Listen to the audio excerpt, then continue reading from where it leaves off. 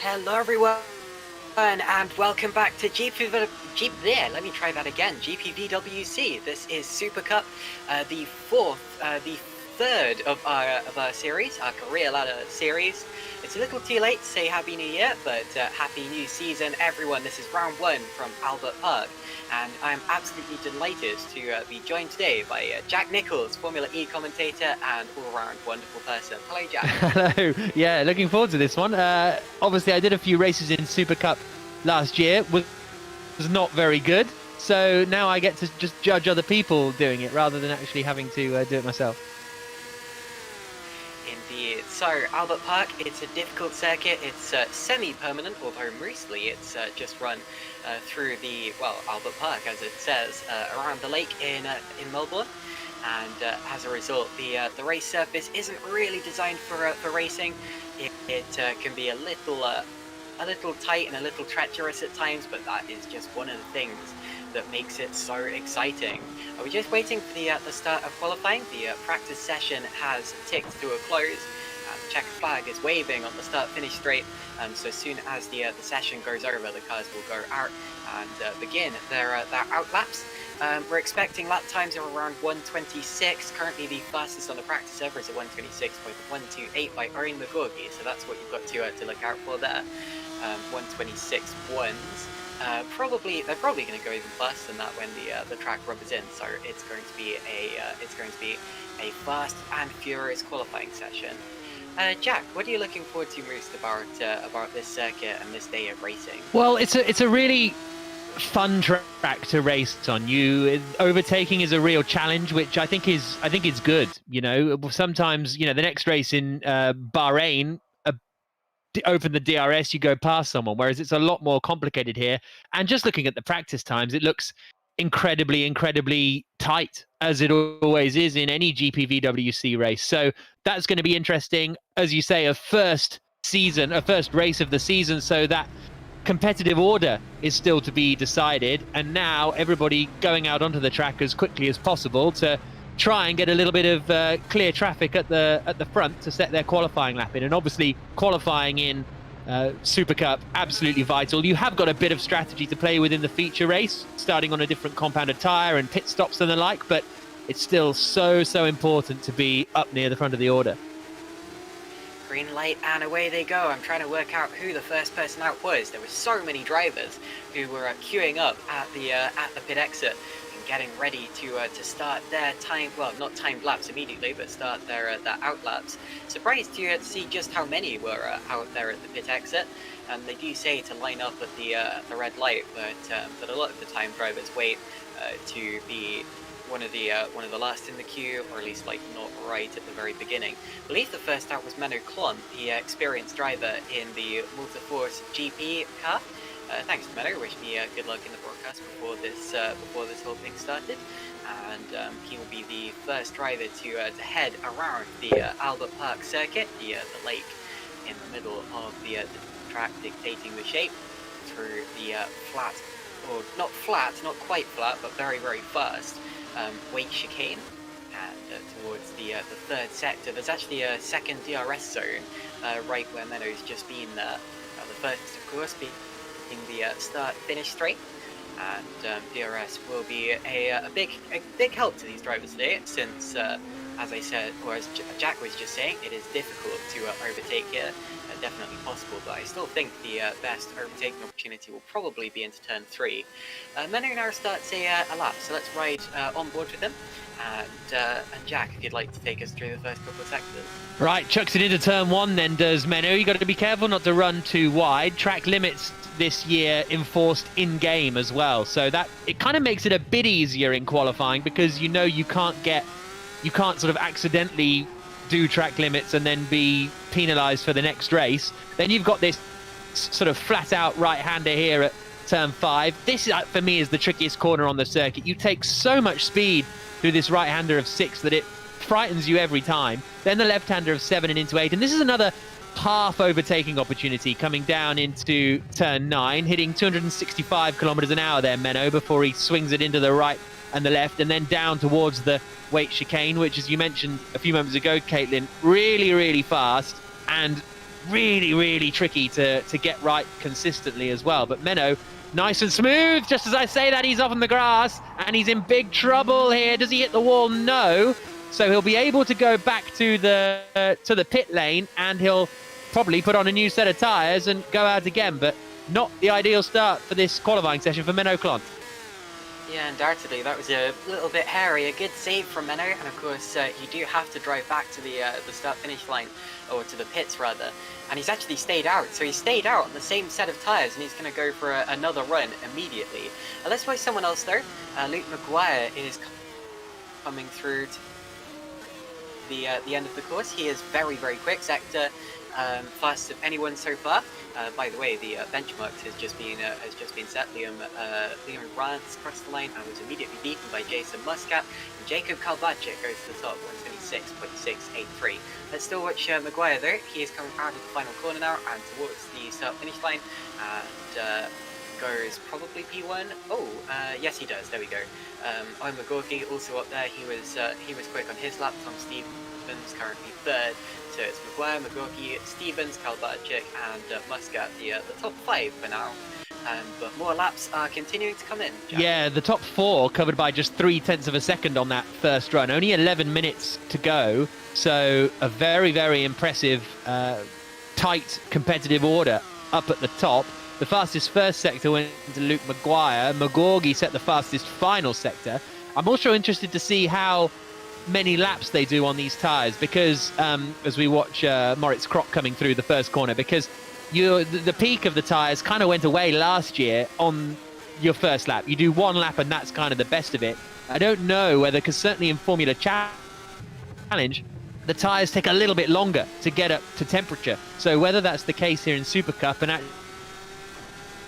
actually you want to do your quickest lap on the second lap on them, I'm interested to see. Maguire not improving on his second lap. Stephen Lexo's gone up into third place now, but and this is George Sutton, who's currently running 10th quickest, 1.2 seconds off Maguire. Yeah, George Sutton was running in Super League Lights last year, so a little bit of a step down, but still he's in the top. He was in the top 10, just being demoted there by Patrick Rojak, I believe, in the Lightning Racing Academy car number 37.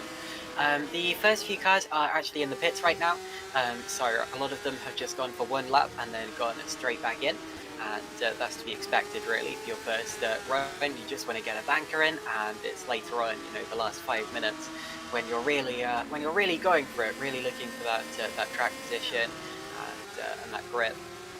But anyway, so they're in the pits currently. Still some drivers yet to set laps, just coming across the line to complete theirs.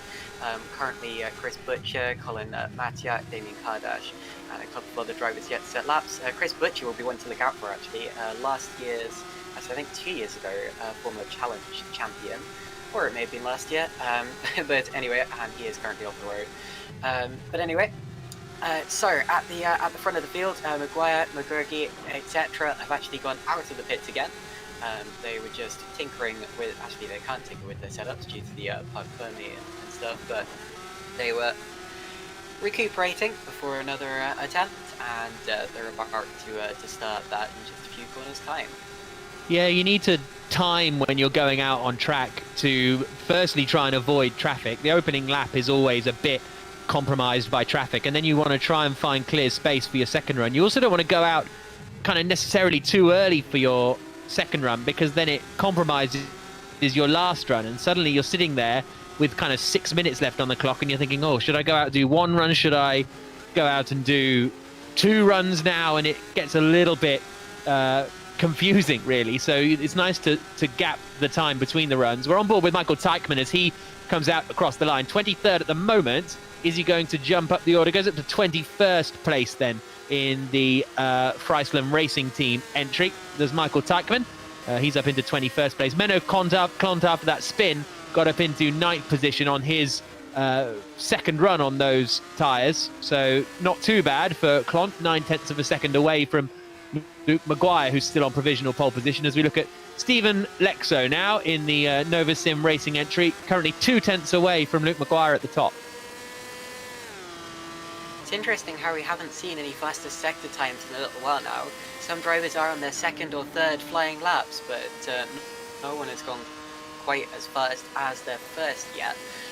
Which is a little surprising, because normally, and just as I say that, Luke Maguire goes fastest in the first sector. Found a little bit of traffic on that straight, but I think got around it decently. That was one of the Rowan GP cars. And now out through that chicane, which is apparently going to be straight line pretty much this year in the Grand Prix. Owen McGaugie now beats Maguire's first sector time by over 1/10 of a second, so that's quick. Maguire faster in the second sector. I think Maguire is definitely going to go even faster than his best when he gets to the start-finish line, even though he's got the some more traffic coming up there. But yeah, I think McGaugie might well beat him afterwards. Come to think though, McGaugie's second sector time a tenth slower than Maguire, so it's going to be pretty close. Although I think Maguire may have been held up slightly in the third sector. Let's see, across the line, and it's going to be an improvement of no improvement. Right, okay, well that's unexpected. His third sector time was very slow.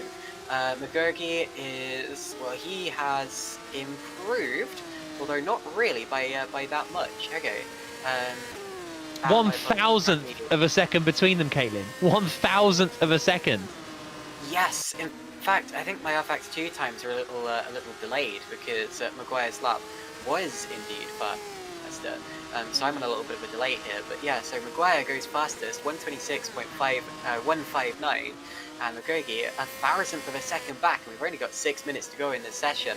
So the times are gonna change again, but if this is anything to go by, it's gonna be so close, Jack. Yeah, this is going to be really, really intense, isn't it? We've got half a second covering the top 6 or so. Blake Checkett's there in 6th position at the moment. This is Roshak coming into the final couple of corners. 13th at the moment. Personal bests in sectors 1 and 2. Through the final corner is goes from 13th and up to 6th place. Good lap there for the Lightning Racing driver. Indeed. So Maguire still at the top. Patrick Roshak does go into 6th position there. Well, he did. No, I think he's still there. Sorry, my RFX2 is still messing me up a little, but anyway, I'm doing my best. I'm interested to see what Chris Butcher does actually, because he is on his first flying lap, and as I said, former Formula chat, and he's in the pits. Never mind. Every time I focus on him, he abandons the lap. But anyway, as I was saying, former Formula Challenge champion, which is more difficult to say than you might imagine. But anyway, yeah, interesting to see that he keeps abandoning to the pits. He's now the only driver not to set a lap, Jack. Yeah, and he did a really quick lap in practice. I think he was top of practice on a 26.1. So a real surprise there for Chris that he hasn't managed to hook it all up yet. If he does manage to hook it up, he will be up at the front and a bit of a contender. Here's Jason Muscat, who's always a contender, coming through the final corner now. 11th at the moment, comes across the line, and does he manage to improve up to 10th place then? So he gets ahead of George Sutton, but that's it. 7/10 of a second behind Luke Maguire, who still has provisional pole position, but we've only got 4 minutes to go now, so we're getting towards the realms of the last runs. And thank you quickly to Josh Downard for letting me know how to fix my RFX2 UI. Very, very helpful. Anyway, just for an improvement, I think it was for, well, Jason Muscat has gone up to P10, Colin Matiak, that was the improvement I saw, there we go, P11 for Colin, so just missing out on the top 10. Jason himself is actually improving. My goodness, that was a bit of a close call with a car getting off the line. Normally you'd go over to the right there, although that car decided to go right over to the left on the grass, which was a little hairy, but anyway, I'm also interested to see what happens with Jaka. Well, never mind, I was going to say Jaka Kalbachik. He is in the pits, but anyway, we're nearly into the final 3 minutes of qualifying, and this is where it gets tense, because this is where, if you're in the pits, you know you have to go out other ways. You're not going to be able to start another flying lap. Now, if the cameraman's listening, I think we should watch Stephen Lexo here, because he has just improved on his first sector, and although he's still a little way off Maguire and McGaugie, he is very much the controlling force in the rest of the field right now. And this lap is going to be important, Jack. Yeah, he's come through the first 2 sectors. He's a couple of tenths away after the first 2 sectors from Luke Maguire's lap time. Owen Lexo coming through turn 13 and 14. He's got a bit of traffic in front, back end's going, and he's all out of shape, and that is going to cost him a lot of time. Now, he might get one more run at this, comes out and across the line, but not ideal at all for Lexo. Holds on to 3rd position for the moment, but Tom Stevens in 4th is going quickly at the moment as well. McGaugie's first sector is not good at all. 7 seconds off the pace, so this won't be a good lap from McGaugie. Whoopsie daisy, that was a mistake, as you said, from Lexo, and McGaugie down on his time, but will get another chance if he wants it. Tom Stevens out of the final corner now. He's about to improve, is he? Let's see if he goes up to third. He does indeed. So Tom Stevens, 2/10 per second off pole, but third position as it stands, beats Stephen Lexo to it by over a 10th per second as well. So. And actually, he is Owen McGaugie's teammate at HGP. So 2 HGP cars in the top 3 there. They are looking very... And just as I say that, Chris Blitcher, look at that. Well, I told you he was going to be competitive. He's now in 4th position. I was watching him for a reason, and that was the reason. Yeah, great lap from Chris. So up into 4th place, a quarter of a second away from Maguire. But with 1:15 to go, who is out there that can set a quick lap? This is one of them, Owen McGaugie, because he's just starting his flying lap now with a minute left on the clock. So he'll pretty much be the last of the big hitters, I think, to get a lap in. Although, as I say that, Butcher's done the fastest first sector of anyone. So this is going to be really tight in the closing minutes. McGaugie coming through the flat-out right-hander of turn 4. Bit of traffic up in front. Hopefully that won't get in his way as he slams onto the brakes into 6. But it's just going to be off-putting him a tiny bit.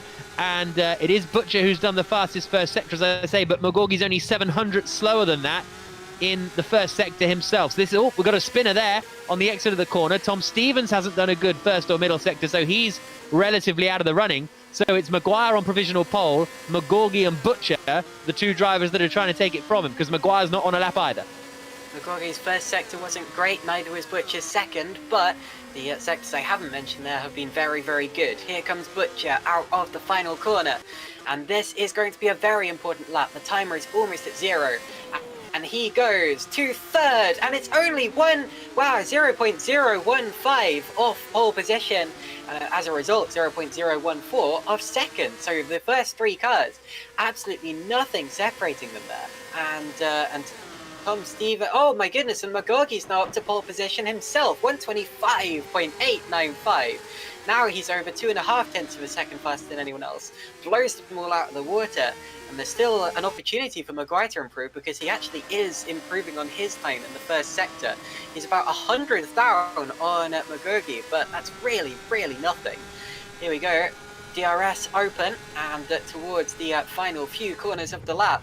Could still snatch a pole. Actually, his second sector time there, again, not even his personal best. He's going to be one of the last drivers across the line in this qualifying session. The checkered flag will be awaiting him, and he's got 1 corner to go. Let's see if he can snatch pole position from Owen McGaugie in the dying moments of this session. Across the line he goes, and it is an improvement, but he stays second. So it's McGaugie followed by Maguire, then Butcher, Stevens and Lexo, and I think that is going to be our top 5, because I don't see anyone else improving who could realistically challenge them, Jack. What a close session.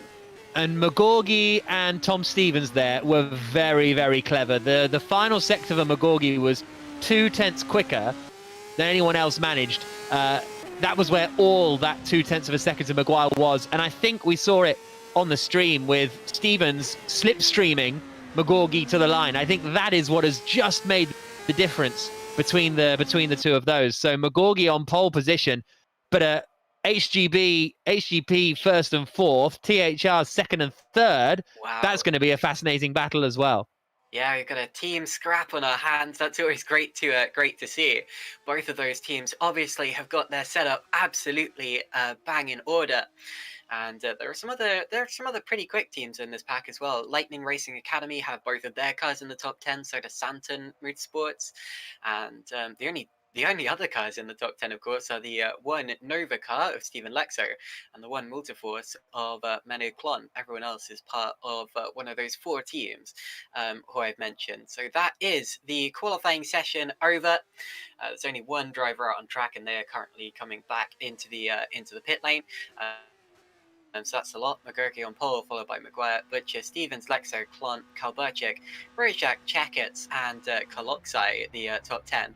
I think there was someone who had a penalty. I thought I saw that earlier. In fact, yes, it's Patrick Rojak. So Rojak, I'm afraid, from 8th position, will be dropping 10 places down the order, elevating Jason Muscat into the top 10. So indeed, both Multiforce cars in the top 10.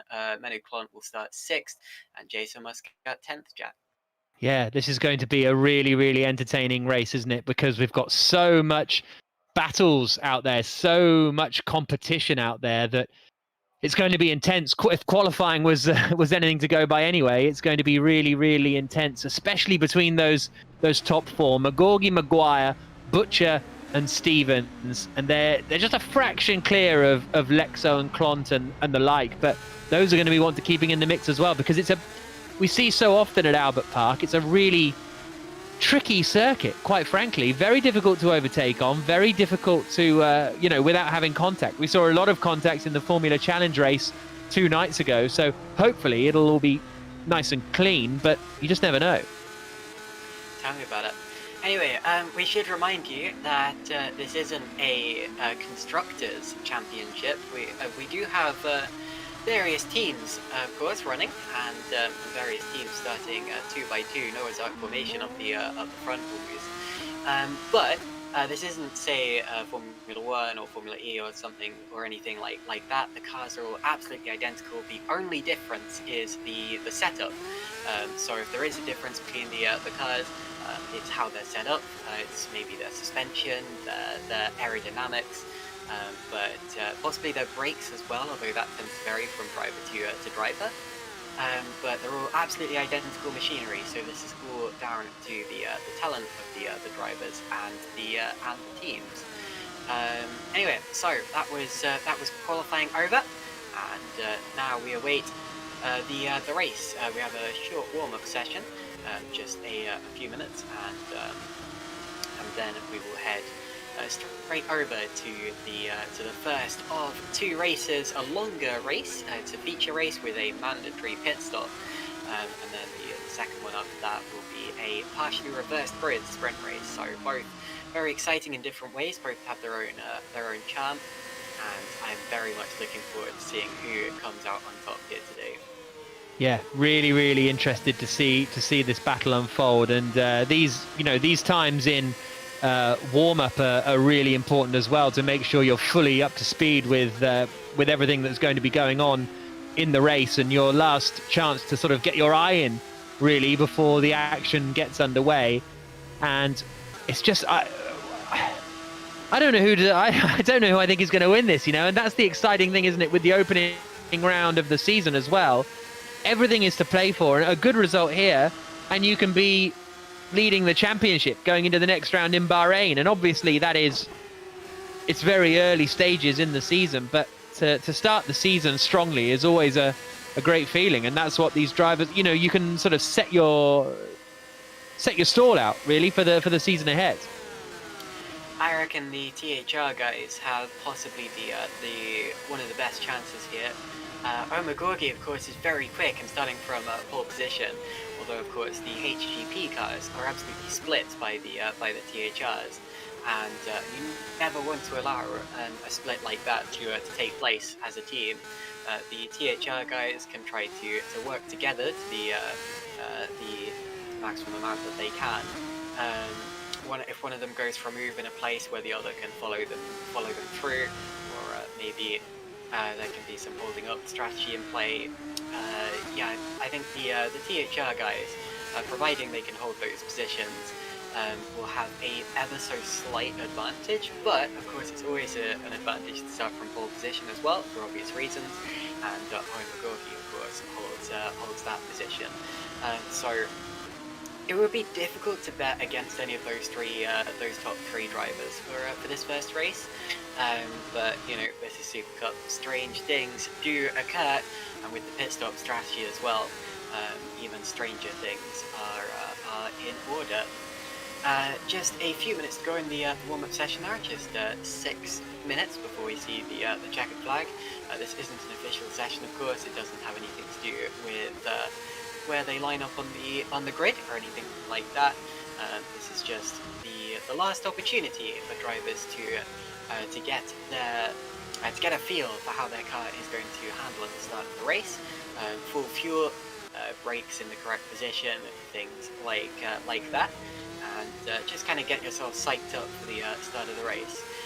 Jake, so some drivers tend to use this warm-up session.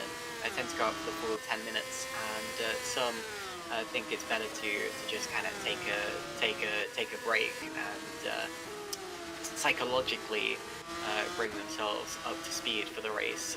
Which of those camps do you lean more towards?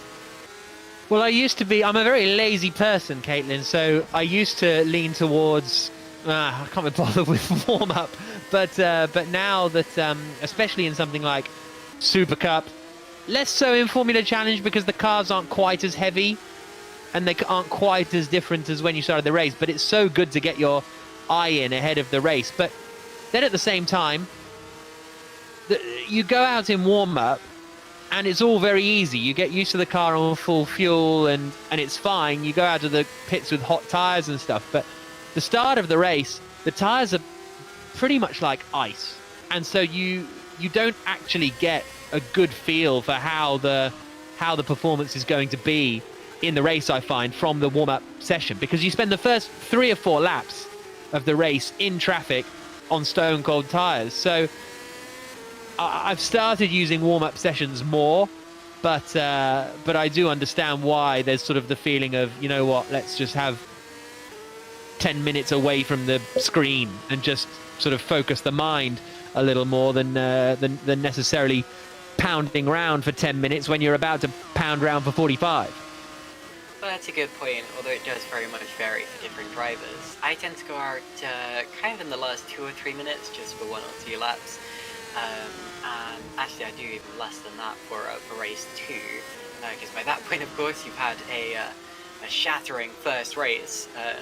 Depending on how well it went, of course, you may have more energy than otherwise. But yeah, for me, I tend to do a couple of laps, but not really utilize the full thing. Anyway, 3 minutes to go until the race starts, and we've got quite a few people watching along on YouTube right now, more than I remember from last season. So, welcome in everyone. Great to see you all here. We do have a live YouTube chat as well, where you can interact with other GPVWC fans, as well as other social media such as Facebook, Twitter, and Instagram, and a Discord channel as well. I expect most of you watching are probably already a part of that Discord server. But yeah, anyway, great to see you all here, and I hope that all 80 something of you, hopefully more by the time the first race starts, enjoy what we've got for you today. And I hope we're going to enjoy it as well, Caitlin, to be honest with you. I think there's almost no way that we won't enjoy it, because there's so much to look out for in this race. There's going to be battles all the way down the order. 28 cars are going to be taking to the start. Points go down to 15th position as well. And having spent a year of my life slogging around trying to get some points, it's it's really, really intense towards the back of the field as well. So there's going to be action everywhere, but I think, honestly, in particular, up at the front of the field, because it's just going to be so intense and non-stop as well. I think that's the thing with GPVWC and with Supercup. It is just absolutely relentless pace. Absolutely. So leave your bets in the comments. Is it going to be a HGP driver, a THR driver, or someone completely different? Currently fastest on the warm-up server is Owen McGaugie by over half a second. He's still pretty much doing qualifying pace. Of course, we're not expecting to see this at the start due to the traffic and due to the cold tires and things like that. But anyway, McGaugie just proving a point, showing that he is the fastest, at least for the time being. And often you can get maybe a slight psychological advantage over your opponent, not because so it's not necessarily because other people will look at your times and be intimidated. It's more that you look at your times and you think, wow, I'm half a second up, and even though it doesn't really mean that much for the time being, since it's only warm up, it does help. It does give you that little boost.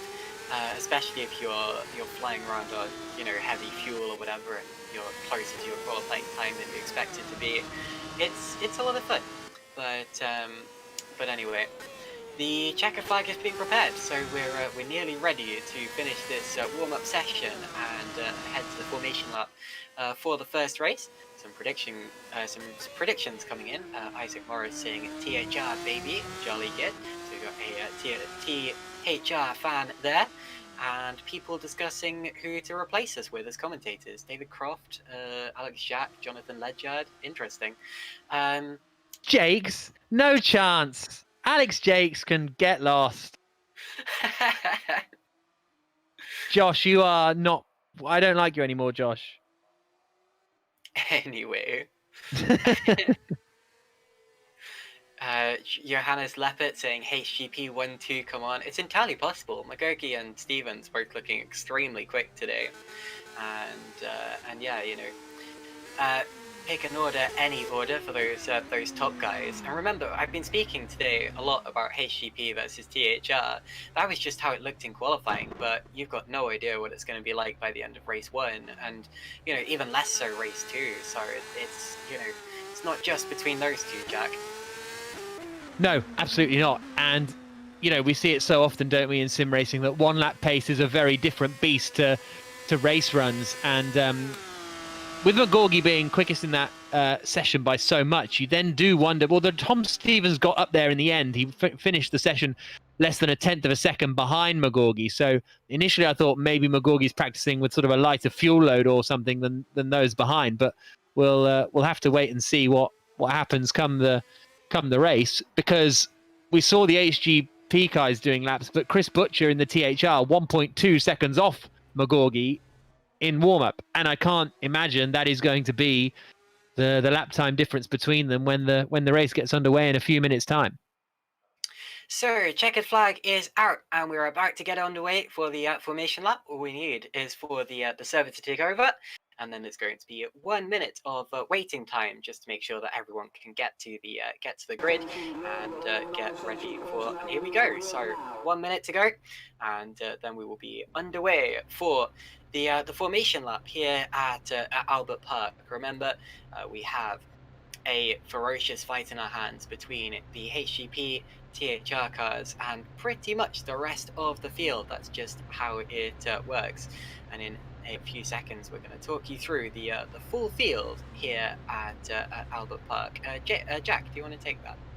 Yeah, they're about to head off on their formation lap then. As you say, this minute now is really stressful, because in the new R Factor 2 UI, I haven't been able to find a clock that tells you how long is left of the minute to go, so that really stresses me out quite a lot. So everybody on the grid ready to go, or someone just having a little bit of a dance. Jason Muscat waiting till the last possible moment to join the grid, but it's going to be McGaugie on the right there in the black and gold HGP car that will lead them away. He's on pole position with Maguire alongside Butcher and Stevens row 2. Stephen Lexo there, 5th on the grid, just ahead of Menno Clont. And then we've got Kalbach and Checkits on the next row of the grid. And then Jason Muscat will be starting in 10th position, just ahead of George Sutton and Colin Matiak. Moritz Kropp lining up in 13th on the grid, ahead of Philipp Konig in the RTD Racing entry. Then it's Damien Karzaz and Liam Rance for the Satellite Racing team. And then the first of the Rowan GP cars, Scott Cervic, is starting in 17th position, ahead of Patrick Roshak. Michel Gauka is 19th, with Tom Ely completing the top 20. But obviously this huge grid keeps going, with Vincent Gert and Matthias Gazowski in 21st and 22nd. Vincent Kiersmakers and Michael Teichmann in 24th spot. And then we've got Gerrit de Vries in 25th, ahead of Mihailo Vincentijevic, Alexander Ragoza and Mark Fuller completing the 28 drivers then. So it's a fairly pacey warm-up lap this from McGaugie. He's not doing a load of dramatic weaving, is he? But he's getting on with the program a little on this warm-up lap. We did have 29 drivers, so we've lost someone, but I'm not entirely sure who that is. And of course, I think there are 30 drivers who are actually signed up for this series, so I think 2 missing. I don't know if they're a singular team or not, but anyway, it's still 28, a very decently sized grid. McGaugie starting to warm his tyres a little now. Still not too much, and it was quite late in the lap, but that's okay. because the pace of his warm-up lap means that the drivers nearest to him also won't be able to get much tyre warming in the way anyway, so everyone kind of in the same boat here. There's Through a the pretty final corner towards the grid. Sorry, Jack. no, there's a pretty big spread, isn't there? Because McGaugie's just coming around now, and Fuller at the back is only just coming out of turn 13, so it's going to be a long time waiting on the grid this for McGaugie. That's true. That's true, and you don't want to wait too long. We always say it can cost you some tyre performance, but anyway. Interestingly, in terms of tyre strategy, George Sutton is the first driver on the harder compounded tyre. That's to be expected. You normally see it in 11th position because the top 10 have to start on the same tyre compound they qualified on, so it just makes sense for P11 to go on the harder compound. Anyway, Jack, do you want to talk us through the start? Okay, well, we've got McGaugie on pole position, then on the right-hand side. On the left-hand side, as we look at it, is Maguire, and then it is Butcher and Stevens on the second row of the grid. Who is going to get the best getaway on the charge down towards the first corner? Luke Maguire will have the inside line, but of course Owen McGaugie starting at the front of the field, just waiting for everybody's lineup. They are now. McGaugie on pole. Maguire's going to fight him going down into the first corner as they go away. A lot of wheel spin for Maguire. He manages to get straight in behind McGaugie coming down towards the first corner. Butcher holds on to third place, so they remain as they are in the top four with McGaugie leading the way. Maguire in second. Is everyone going to make it safely through the first couple of corners? Damien Kardash is in the barriers and he's lost his front wing, so we've had a incident. And now heading down into turn 3, little bit of bumping and banging. I think pretty much everyone has got through that cleanly. And still, the top 4 are the same order. It's HGP, THR, THR, HGP, Jack. Yeah, this is a good fight, isn't it, going on between Steven Lexo and Jakob Kalbach, because they were going side by side through turn 4, which is a bit of a brave one to do. But you know what? Up at the mistake from Maguire up at the front.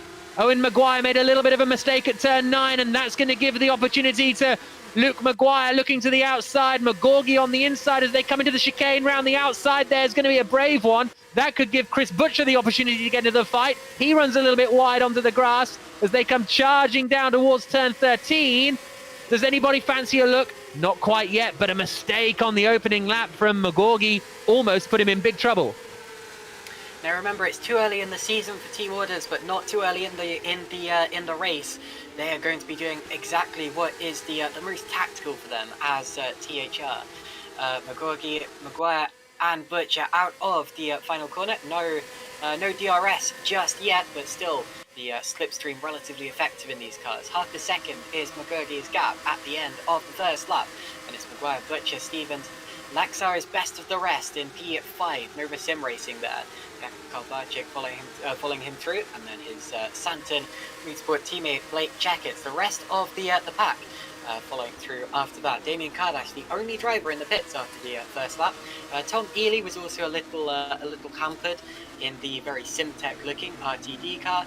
And we've had another spin, and it's Moritz Kropp. So Kropp facing backwards, and he was in the top 10, I think. So that's a shame for Moritz Kropp, or just outside of the top 10 anyway. And he is down to P27 after that. Yeah, he was trying to pass George Sutton for 11th position. They went side by side down into turn 3, and Kropp went around, so that's not ideal for him at all. Sutton in that 11th spot is the first driver who is on the medium compound of tyre as opposed to the softs. The top 10 all having to start on the softs because that's what they qualified on, as we come charging down towards turn 13. Indeed, so McGaugie still leading from Maguire. The second lap looks as if the gap is going to be about the same, maybe a little wider actually between McGaugie and Maguire here. And lap 3 is when the DRS will start to become available. Although you don't get it in the first DRS zone, I've noticed. You have to wait until you're through to the second. But anyway, so about 9/10 of a second it was that time around. The rest of the field streaming through, and we don't have any cars in the pits this time around. So that's good to see. No further incidents on lap 2. Interestingly, I'm not sure whether it's just that my game hasn't updated, or whether Kardash really hasn't replaced his front wing. But I'd be surprised if he hadn't. The race continues. So McGaugie there built out a 1 second lead over Maguire very, very briefly. And that's important because remember, 1 second is the DRS gap. When they go through the DRS detection zone, if he is a second behind McGaugie, he won't be able to open the wing flap out. Oh, contact there. Yeah, Liam Rance was sent spinning. He was trying to make a move. It was trying to make a move on Colin Maciak, but then they both got into each other and a little bit of a spin, and that's caused a bit of chaos. Here's a look at the replay and what happened, and you can see Rance was the driver who was trying to get through, but it didn't quite work out. Gerrit de Vries is now trying to make a move as well. He's looking to the inside coming into 13. He's getting passed around the outside, is he? From Rance, who's trying to make places back up again. Not quite able to do it, but Maciak there in 16th position after all of that chaos down at turn 9. Goodness me, so some carnage there. And at the end of the third lap, still Maguire within a second of Owen McGaugie. He's bringing his teammate with him. He is also within DRS range as Stevens, Lexar, and I think not quite Kalbachek. So it looks as if the top 5 have broken away now. And well done to Steven Lexar for keeping up with those battling teammates at the front. Vincent Keersmakers dropped near the back on that last lap, so he's been involved in something, but anyway, seems to have got away with it without too much damage. So towards the second DRS zone again. This isn't normally an overtaking opportunity unless you can get a much better exit to the weight chicane than your opponents, but it's difficult to do so because it's a very, very fast sequence of corners. You get so much turbulent air through there. And realistically, your main overtaking opportunities are turn 1 if you can get it right, and but turn 3 definitely is your best bet. Let's see if Maguire can line up McGaugie for that. Out of the final corner they go. More DRS is in order, I think. There we go. Rear wing opens, and I think Butch has actually lost it now. Butch has lost the DRS range, so it's just McGaugie versus Maguire for the lead, and Maguire is still right there, Jack. Yeah, last 2 laps of the race, Luke Maguire has set the fastest lap of the race. He was 4 tenths quicker than McGaugie on that last lap. DRS open again on the run down towards turn 3. Too far back to do anything at the moment. As you say, Butcher's just lost ground with them a little bit, but as soon as they start fighting, if McGaugie starts defending, then that'll bring Butcher and Tom Stevens back into it. Stephen Lexo still in 5th position, and then Kalbach, Checkitz, Koloskal, Clont, Muscat, the rest of the top 10. But here is second place man Luke Maguire, just having a little nose towards the inside just to let him know he's there. And those two are going to be battling for a long time here, I think. In fact, this is going to be really close coming out of the chicane. He might have a chance coming into 13, because look how close he is coming into the weight chicane. Does he get a good drive out? Little couple of wheels on the grass. This is an opportunity, though, for Maguire. McGaugie holds the racing line. Maguire looks to the inside. It's a little bit half-hearted, and McGaugie holds the lead for the moment, but he might be a sitting duck on the start-finish straight now. It was. He got an overlap though, and oh my goodness, very close into the penultimate corner. He got an overlap and forced McGaugie to take an in-ideal line there. That might actually bring Butcher back into it, and Maguire again puts wheels over the grass. McGaugie pulls over to the right-hand side of the road to try to break the tow immediately. Maguire with more DRS, but he's not going to be close enough down into the first couple of corners. Or on the exit, I think. There's actually a second DRS zone there, so I was wrong when I said there wasn't earlier. He's so close and takes a look. Oh my goodness, he's going to run straight into him. They bang wheels. They bang wheels, and they're going to get away with it. Just about. McGaugie still holds the lead. And a couple of half-headed moves so far from Luke Maguire. Remember, Maguire is the brother, I believe, of Adam Maguire, last year's Supercup champion. Or not Supercup, Super League, my apologies. But anyway, and showing that he's got the same kind of pace. Does he have the same kind of commitment? Look at that! That's not normally a place where you overtake. And they bang wheels again, just as they did a few corners ago. Side by side towards the weight chicane. And wow, and Butcher's coming right towards them. Butcher approaching Maguire around the outside. That's going to end in tears. That has ended in tears. McGaugie's gone for a spin. It's a THR 1-2, and McGaugie drops to P6, Jack. Oh, that's a disaster for McGaugie. I think it's a really tough one to call, because he Maguire left him room. Lexo's past Butcher. God, wow, incredible stuff. Yeah, Lexo took advantage of them all having to slow down and avoid everybody spinning in front of them. So great stuff for Stephen Lexo. Maguire left McGaugie room, but McGaugie really committed and hit that anti-cut on the inside of the corner. That's what sent him all up in the air and all in sorts of trouble. So Maguire's lead now 3 seconds over this man, Stephen Lexo, in second place. Then it's Butcher in third, Stevens fourth, Checketts and Kalbech in sixth position. And, well, from here, can Luke Maguire try and stretch his advantage? So, Maguire leading by 2.6 seconds. Just noticed there's another Luke Maguire in the chat. That can't be the same one, surely. Like that. Anyway, Luke Maguire leading by 2.8 seconds ahead of Stephen Lexar now, and Chris Butcher trying to get that position back from Lexar, who masterfully took advantage of that carnage to get through into second position, and Butcher will want to get back up with his teammate, but for now he's actually got Stevens, Checketts, Kalbach, etc. For company, and unwanted company as well, right on his tail. Here we go, DRS open again, and doesn't quite get close enough to do, and Kaloxai he's in the wall. Kaloxai is in the wall from 7th position. Kaloxai, that was a big one. Coming out of the weight chicane, he got on the grass on the outside and straight over into the wall. Oh, someone else going in behind him. Who is that? That is Matthias Gazowski, who manages to keep going, but that is definitely out of the race for Kaloxai. Well, that's a big shame, and Kaloxai is our first official retirement there. He's the first driver out of the race. Just noticed Gerrit de Vries has lost a lap somewhere, so he must have been into the pits for damage repairs, and he will not be scoring any points today at this rate. But anyway, so Butcher versus Lexar still heating up. Butcher may have been passed by Lexar, but that doesn't by any means mean that it's over.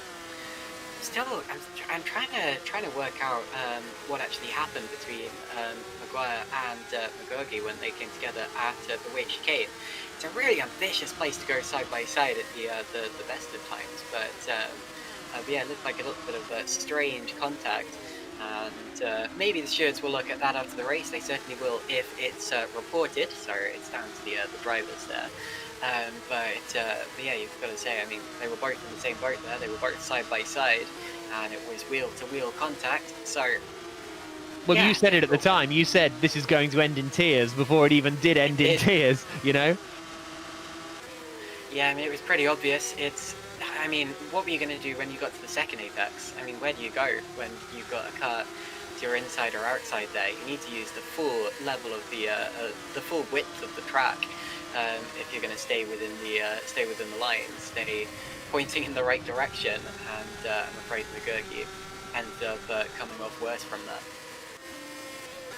So, we are now watching Scott Sovic coming down into sorry, Michael Teichmann it was, but now we've dropped back a little bit more in this great battle going on between Alexander Rogotsa, who's in the middle in the grey car here. He is trying to get past Mihailo Vincentijevic in the grey and fluorescent car in front, and then behind them is Philipp Konig. So those are the three cars that we're watching at the moment, all battling over what is ultimately, and there's the move up the inside. They're going to be wheel to wheel. Oh, and Konig straight into the back. Konig loses his front wing, Vincentijevic loses his rear wing, and that is very, very messy indeed down at turn one, and the race is basically over for both of them now. It's still a long way to go, of course, but not ideal at all, that collision. No, definitely not. We've also lost Gerrit de Vries now. I said a little while ago that he was a lap down, and he's now out of the race. Also a lap down now is Colin Matiak, and it's much too early to see a legitimate lap race. There would have been a collision there, or something along those lines. Anyway, so we've got a couple of cars out on track, running without various wings, and coming back to the pits, I think. And a crash for Vicentievich, and he's out now. So an incident for him, and he's lost his rear wing. So yeah, we've lost 3 cars from this race now. And judging by the state of some of them are on track. I wouldn't be surprised if we lose another few in the next few laps, Joe. Yeah, Vicentievich, after that collision with Konig, obviously deciding it's not worth it, getting back to the pits. This is Vincent Gutt, who is just in front of Liam Rance, who's trying to make his way up the order after that collision a little bit earlier on, swinging it into the first couple of corners. But I think the battle for second is the place to be, because Chris Butcher has caught the back of Stephen Lexo now, coming towards turn 9, and he's in the slipstream. Now, hopefully we don't go side by side into the weight chicane again, because hopefully we've learned what happens when we try that. Butcher dips a couple of wheels in the grass, and that is going to bring Tom Stevens into play behind. So Maguire is disappearing up the road. He's got a 3.5 second lead. Then it's these 3, Lexo, Butcher and Stevens, fighting over second position at the moment. Yep, let's not do that again. And Butcher gets a great run. Look at that. A brilliant run on Lexo, and he goes to the inside. And Lexo's got to see him coming, but Butcher wisely backs out of it. That would have been a rather half-hearted one if he'd gone for it. But he had a great run, and that demonstrates exactly what I was saying earlier, how that's not really an overtaking opportunity unless you're so much faster than your opponent. And usually that means they've got in the grass or something like that. And Butcher tagged the wall, coming out the final turn with his rear wheel. Now, I don't think there's going to be any damage from that due to the angle it was at. I think in real life there would have been. But yeah, a little tap of the wall there from Butcher, and he needs to make sure he doesn't do that again, because you can so easily tear up a wheel or find yourself pointing in the wrong direction. And you know, the barrier is so close to the track there, he'd have smashed every wing on his car off. Yeah, I think we just had a look at the onboard a moment ago, and I think his steering is pretty much straight, maybe a tiny bit right hand down, but I think he's got away with that one, Butcher, which is quite something, because that looked like he was in big trouble. That's allowed this man, Tom Stevens, to be closing in behind as well. So still this 3-way fight for second place, which Lexo is holding on to at the moment. And it's moments like that for Butcher as well that might give him a track limits warning. And you can only get a certain amount of track limit warnings in the race before you get given a drive-through penalty. And look how Chris Butcher is! Lexo's in the wall and Butcher's with him. Yeah, well, Butcher's gone off in sympathy and he's lost his rear wing, so that might be race over for Butcher. Lexo lost it all by himself, and Butcher went off in sympathy, trying to avoid the car. Maybe took a little bit too much brake and just unsettled it, and that means we got Santon Root Sports now third and fourth rather, and it's Maguire, Stevens, Checketts, Kalbarchik, McGaugie. But what a dramatic turn of events in this race. Yeah, the Butcher almost... It wasn't clear where the car was going to be spinning. I think that was the problem for Butcher. He didn't know which way to go. He didn't know which way Lexo was going to end up. So he sort of had to take evasive action and lost control and ended up in the wall himself. So that means that this battle is now all over third position. Blake Checkett's at the front of it in the first of the white and green Santa Motorsports cars. Kalbarich behind, and then Owen McGaugie. Remember him? He's back in the fight for second place now. Lexo and Butcher both made it back to the pit lane, but they're going to have extensive damage repairs, which will be faster than in real life, but still very slow, and they're going to lose out on the points paying positions for the time being, and possibly and quite probably for good in this race. But anyway, Checketts and Kalbarchik running relatively close on track. They need to accelerate away from Owen McGaugie, because he now has the DRS. McGaugie, who did a good job to recover from that spin earlier on, recovered in 8th position immediately. He's up to 5th. I don't think he's overtaken anyone yet. I think it's just as a result of various different incidents and accidents that have befallen drivers in front of him. And now he's approaching those 2 Santon Root Sport drivers. They will be feeling rather hunted here as our pole sitter and potentially fastest driver on track, although Maguire currently has the fastest lap, approaches them and gets gradually larger in their mirrors. Yeah, on that last lap, Owen McGaugie, who we're on board with here, did a 28.9 on that last lap, so only fractionally quicker than those in front, but he is in the traffic behind them now as he gets onto the brakes into turn 3. You see the car in front is Kalbarich, and then the car in front of him is Blake Checketts as we come through this flat out right-hander of turn 5, and then down into 6. And again, there, just a couple of wheels on the grass for McGaugie, and that compromises him a little bit. He's got plenty of space behind. Jason Muscat is about 2 seconds, well, a second and a half or so off the back of that pack, but it's he's not quite going to be close enough. A reminder, Luke Maguire still leads 5 seconds clear of Tom Stevens. Then it's this 3rd, 4th, 5th. Now, what's going to happen team-wise here? Because Checkitts is going to be under big pressure. What does smart stuff. Kalbaric just sits in behind, doesn't try and overtake, doesn't start fighting, because if the two work together, they can maybe pull a little bit clear of McGaugie, although that's a tough one to hope for, considering, as you say, he took pole position earlier on, and into the pits comes Checkitts then. So the first of our front runners to pit. Indeed. So Checkitts in, and he will of course go into the other tyre compound, the yellow wall tyre compound, which is slightly harder, and that is because you have to use both of them. Also into the pits comes Owen McGaugie. So McGaugie gets out of the traffic, the two Santin cars that were ahead of him, and that is probably good timing there for Owen McGaugie, but only if the cost of those harder tyres isn't as much as the cost of running in traffic. Patrick Berjak, Vincent Kurt also into the pit, so we're well and truly into the pit stages now. McGaugie lost a lot of time in the pits. Actually, he's now come out about 4 seconds behind Blake Checkitts, so that's not ideal for McGaugie because he was right on the back of them. Couple of seconds in that. Incidentally, Stephen Lexar and Chris Butcher actually came out on the lead lap, and they won't need to pit again if they can go to the end on these tyres. So they may still be in contention for a few minor points, especially since points go down to P15 here, and we're not even halfway through this race yet. It's going to be tough, but props to them for continuing and not quitting on the spot like a lot of drivers would have been inclined to do so. Yeah, I quit on the spot a lot last year in Supercup. This is the battle towards the back of the field. The battle for 16th, which Fuller has at the moment ahead of Guzovsky and Radosia and Cardas. Coming down into turn 6. And they're all queued up at the moment behind Mark Fuller.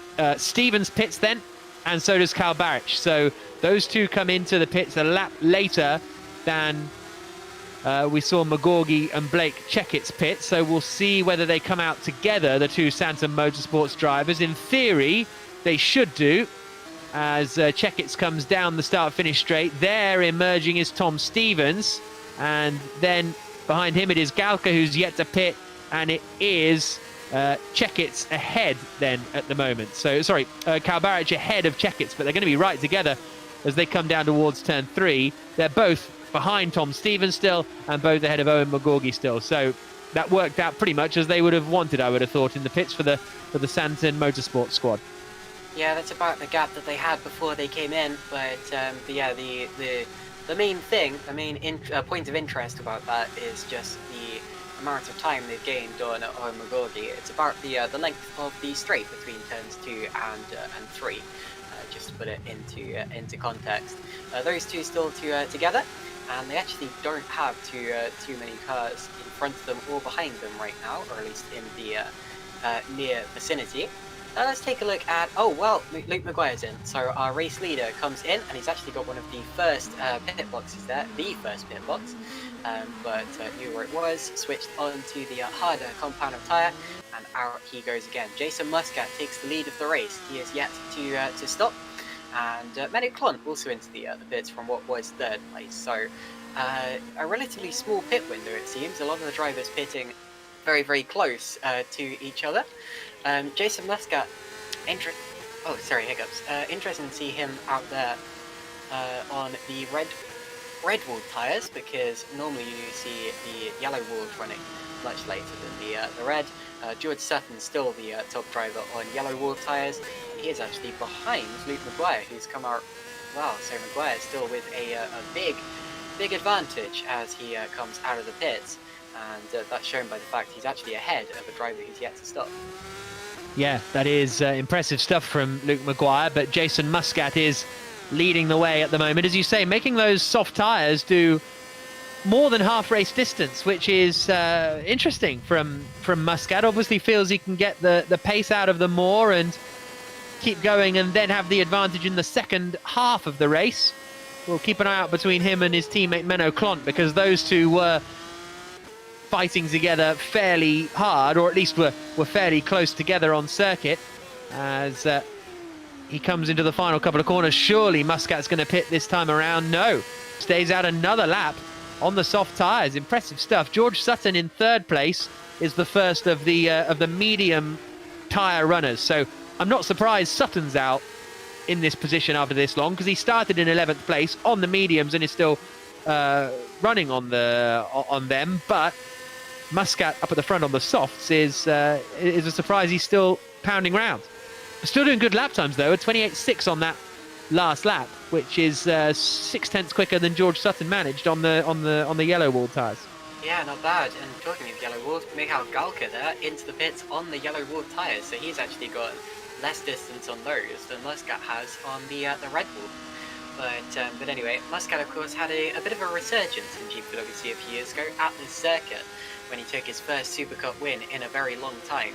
And that was in race 2, either 2018 or 2019. My memory is a little foggy when it comes to those years. But yeah, Muscat, of course, one of the most experienced drivers in GPVWC. He was winning Super League races back in 2009, I think, which was the first year when we did live multiplayer, I believe. I found that out the other day.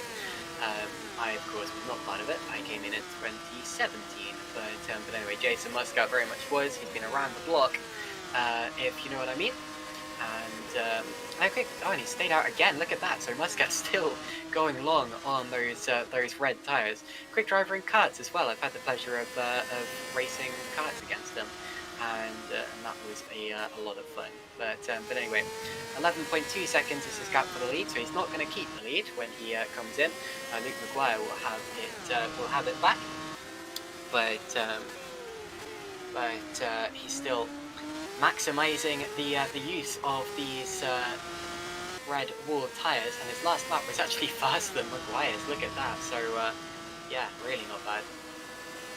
No, absolutely not. That's impressive stuff actually from Muscat, who, as you say, very experienced. Still going on the grass though, down at turn 6, which is a little bit stressful at times. But yeah, he was racing when I started in GPVW. I can't remember when my first race was, but I think it must have been 2011 or 12. I want to say was my first race in 2012. It was. I finished third here in the Super Cup in 2012, and then didn't do any sim racing for 10 years, and then here I am talking about Jason Muscat again. So he's still leading, still doing a good job. 17 laps into this race, so we're on lap 18 of 29, and Maguire seems to have this relatively under control. I think Muscat is the big sort of story of the race at the moment, because if he pits now, he'll come out, Menno Klont kind of period, and he does pit now, in fact.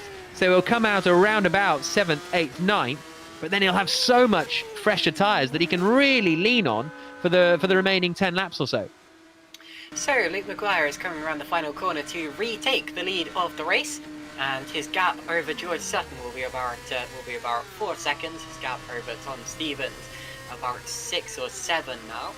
And of course, Stevens is the driver who Maguire is really racing here, and Sutton also is yet to stop.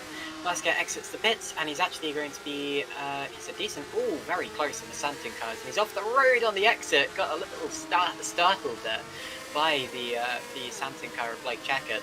Not sure he knew that 2 of them were coming through rather than just 1. But anyway, so Muscat out now behind the Santon cars, and he's jumped Owen McGaugie. Right, so that's his target then, isn't it? To get the 2 Santon cars and finish in 3rd place overall, because Luke Maguire leads. George Sutton in 2nd place has still got to pit. Then it's Stevens, who's in a net 2nd place, and then it's Kalbarich and Checkett, who are these 2 here, who are sort of 3rd and 4th on the road at the moment. So you can see on the tower there, Sutton, the only man not to have pitted at the moment. So that is going to be the target for Jason Muscat, is to get ahead of the 2 Santon drivers as we ride on board with George Sutton, running in 2nd position, qualified in 11th place, and has got a decent margin back to the rest of the top 10. I think if he pits, he'll come out there or thereabouts with the top 10. Obviously, we have had quite a few retirements from this race so far. Vizentievich, Colossi and Gerrit de Vries, as well as troubles for the likes of Philipp Konig and Vincent Kiersmakers. And into the pits now comes Sutton, locks up on his way in, but that won't matter because he's going to get a new set of softs on, and we'll see where he emerges. That promotes, that means the order on the left-hand side now is the race order. Maguire, Stevens, Kalbaric, Čekic, Muscat in 5th position, and Sutton now leaving the pit lane 8th. Will he drop down outside of the top 10 and then have to charge up the order? Actually, it's a fairly comfortable 9th place for George Sutton. That up in front is going to be Patrick Roszak, that he will try and hunt down on his soft tyres in the rest of this race. But here's the 3rd place driver, Jakub Kalbaric. Yeah, Galka was just at the start of the pit straight when Sutton exited the pits, so he is pretty safe there. Kalbaric still running in 3rd, as you say, giving his teammate Blake Čekic the slipstream as they attempt to escape Jason Muscat, although I tell you what, Muscat is gaming. And Santon doing a great job in 3rd and 4th place for now. Whether they'll be able to hold it, we shall see. Although Čekic will have extra incentive to hold off Jason Muscat today, with his teammate Jakub Kalbaric holding on to a podium just out in front. So Čekic is not going to be easy to get past for Jason Muscat, and Jason knows that. And even though it's way too early to be thinking about the team's championship, I'm sure that Santon will be. So anyway, out onto another lap. DRS open on Čekic, not quite open on Muscat just yet, but he's getting closer. That last lap was actually not that much quicker than Santon. In fact, and he's made a little mistake there at turn 1. Yeah, not much quicker than Čekic at all. He was quicker than the pair of them. But anyway, here comes a little while to catch up at this rate. Here comes Chris Butcher on his recovery drive around the outside at turn 13. Lovely move from Butcher. Goes ahead of Mateusz Gazowski and gets up into 14th place. So points on the board now for Butcher after his disaster earlier on at the weight chicane.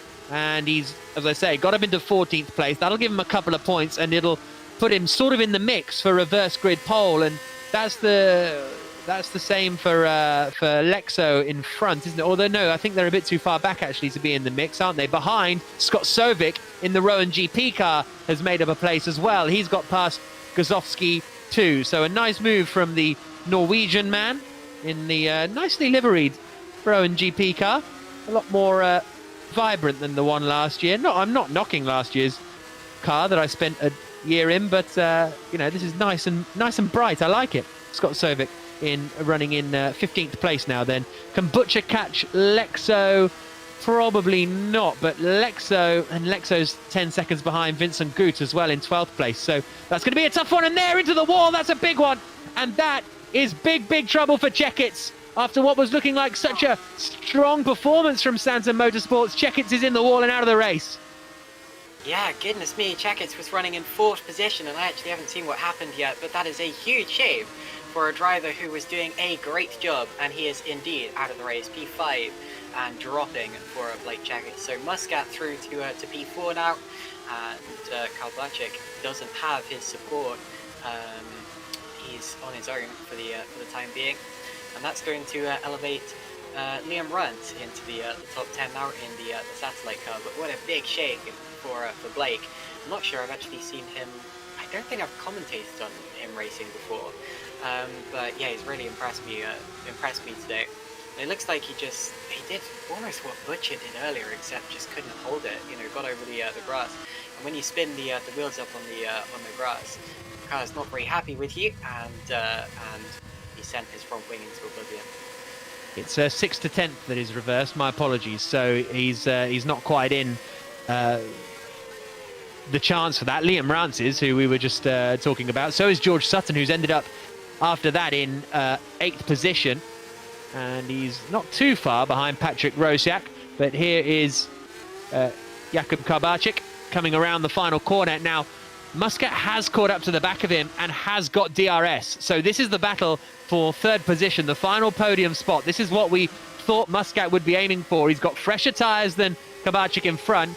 a lot later on the brakes, more speed through the corner at turn 1, and he's going to have a go before too long. Lap 23 of 29, so not a huge amount of laps remaining, but enough time looking at the speed that Muscat has. Jason Muscat, he likes this track and he likes the multiforce car. He's been driving it for years. He is all over the back of Jakub Kalbarczyk down towards that corner, which you said earlier is the most difficult on the track, and I would have to agree with you there. Although the weight chicane pretty tricky in and of itself. Muscat towards the, I can't remember the name of that chicane, but it's the one that's not going to exist anymore after this year. Getting right close to the wall there, and he'll have to use the weight chicane to try to line up Kalbarczyk on the exit. Even if you can't get a move here, you can get a good turn of speed by slingshotting off and maximising the slipstream with the DRS into the final sector of this particular lap. We're actually quite a way through the race now. Lap 23, the leader is on out of 29 laps, so that's kind of flown past a little, but it always does. And that means Muscat knows that he hasn't got many more opportunities to pass Jakub Kalbarczyk. Santon still hanging on to a podium despite Blake Jackett's crash.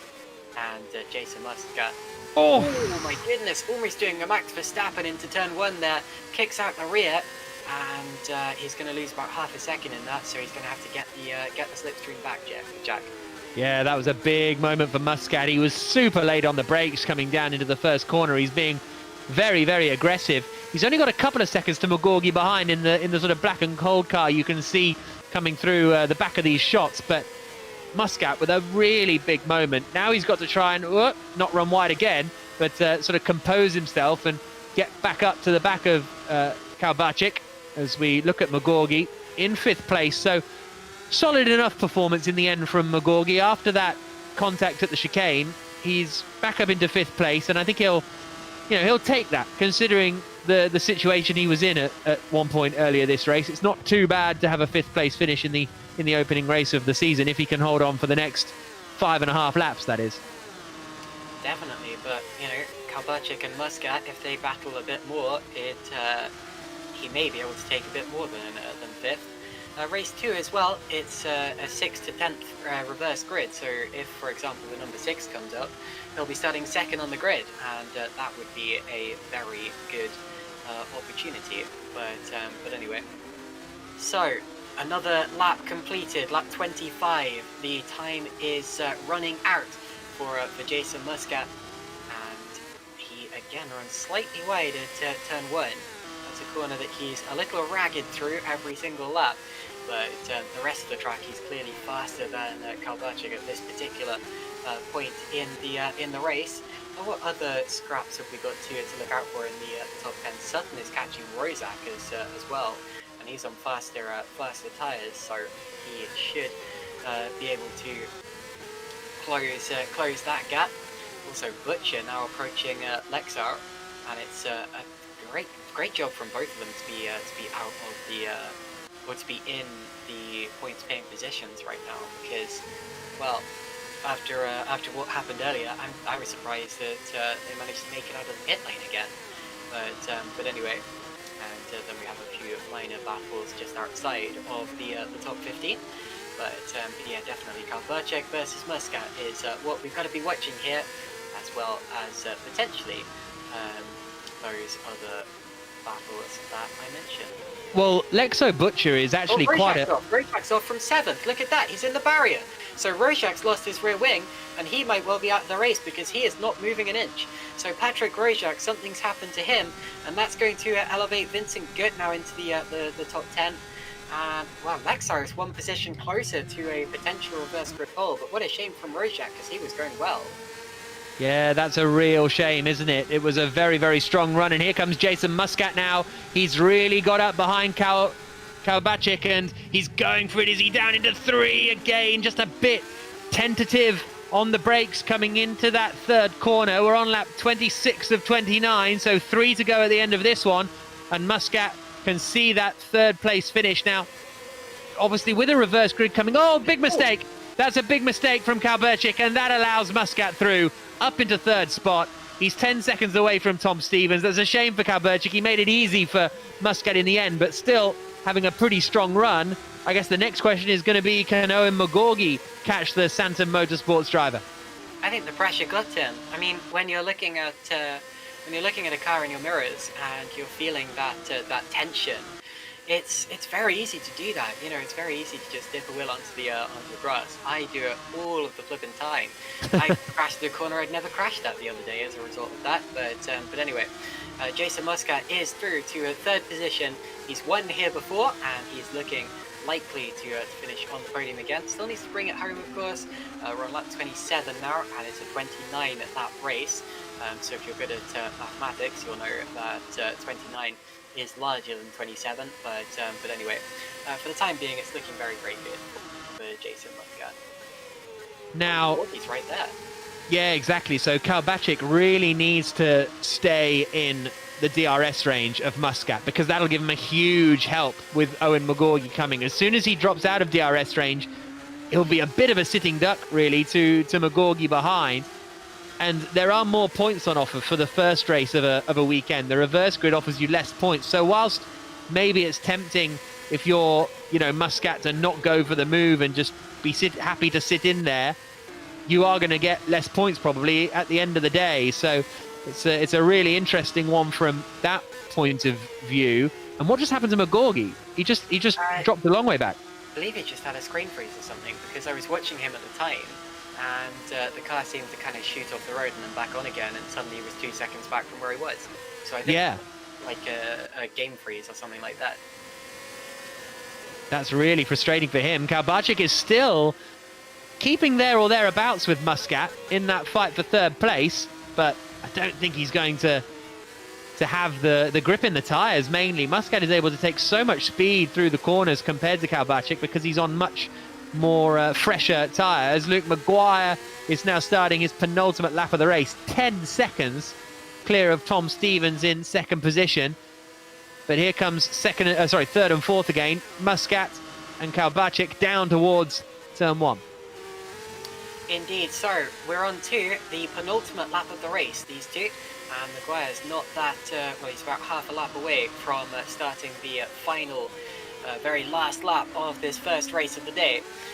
Kalberczyk is not allowing Muscat to get away necessarily, and Muscat, I wonder if he's just kind of biding his time and making sure that he doesn't make any similar mistakes, but, Jakob could just as easily pressure him into a mistake, even though Jakob runs slightly over the grass on the exit of turn 5. I keep saying that's a difficult corner, and it's really, really tricky. The curved braking zone makes it a bit of a pain, in all honesty. And it's not one of my favourite corners or tracks in history, but it's a good one to witness racing at. And as they approach the final lap now, my goodness, Luke Maguire has a lead of 10.2 seconds heading onto this lap. That is a pretty decent margin for any race, let alone a Supercup 45-minute long race.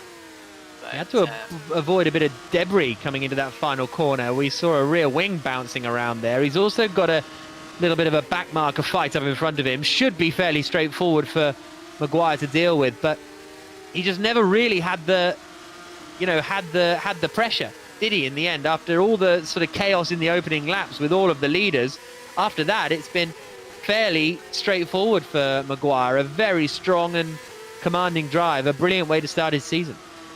I can confirm the rear wing belonged to Colin Matiak, who is now... oh wait, no it didn't, never mind. It's there was a freeze or something. No, sorry, my apologies. But anyway. So, not entirely sure who that belonged to. Everyone seems to be running okay. Maybe that someone's just... Oh wait, no, it's this guy. Who's this guy? Well, I'll get that to you in a second. But anyway, we're now Luke Maguire. Luke Maguire's just had a driver spin right in front of him coming into the weight chicane. That was so scary. He nearly got wiped out there. I think it was Philipp Konig that nearly wiped him out, but he's managed to survive, and he's coming to the final corner now, Caitlin. Okay, Luke Maguire out of the final turn, and a brilliant drive is coming to an end. Luke Maguire wins the first of 2 races here at Albert Park. Fantastically done. Fastest lap as well at some point in the race. So Maguire utterly dominant, and he's going to, well, his winning margin was, I think, 9.5 seconds roughly from Tom Stevens. With Jason Muscat in 3rd place. Well done to him. He had to really fight for it with Jakub Kalbarczyk, who's P4, and then it's Owen McGaugie P5, despite the spin earlier on. Well done to him. Clont and Sutton were relatively close at the end, but they are P6 and P7. And I should correct what I said earlier about Mattiak. No, he's okay. He's going to finish 22nd. The incident was actually for Tom Ely, who retired from the race, and Moritz Kropp is also returning with a front wing. But anyway, what a race there from Luke Maguire. You rarely see wins like that in races that short. And what do you make of that, Jack? A really, really strong performance, wasn't it? Absolutely superb effort from Luke Maguire. He was helped by people like that, Chris Butcher, getting into trouble and having sorts of incidents. Michael Teichmann across the line in 15th position, so he takes the last of the points. Good result for Scott Cervic in 13th position for the Rowan GP team. But a really strong performance from Luke Maguire. And there's Moritz Kropp finishing without a front wing by the looks of things, down in 19th position. But really strong stuff from Maguire.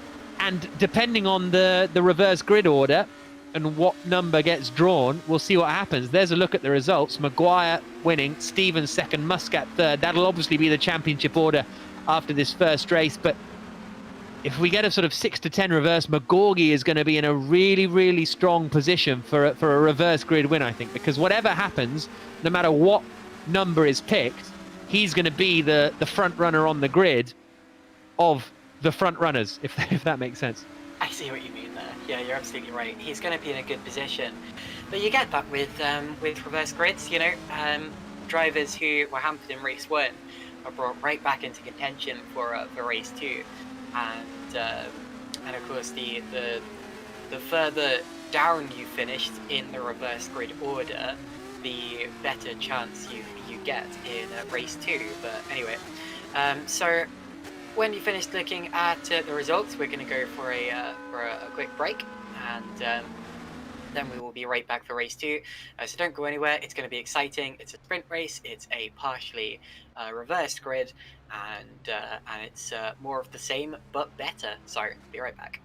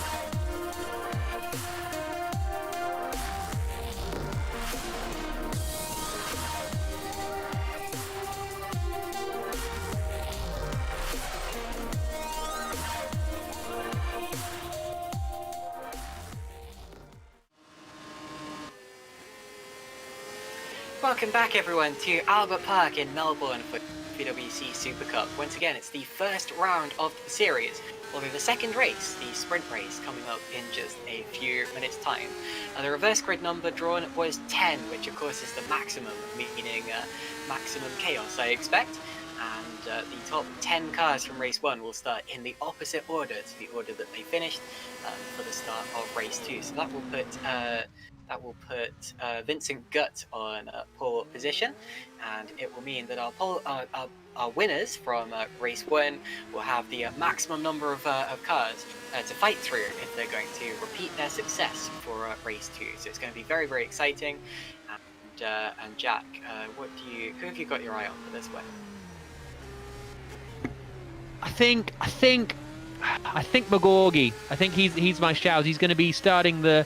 It's sort of the obvious thing to say. He had pole position in the first race, and he's starting the sort of highest up of the front runners in the second race. So maybe that's a bit of a lazy answer, but so maybe I'll go for Menno Klont. I reckon Menno Klont's going to win it. The crazy Dutchman is going to come through and take the win.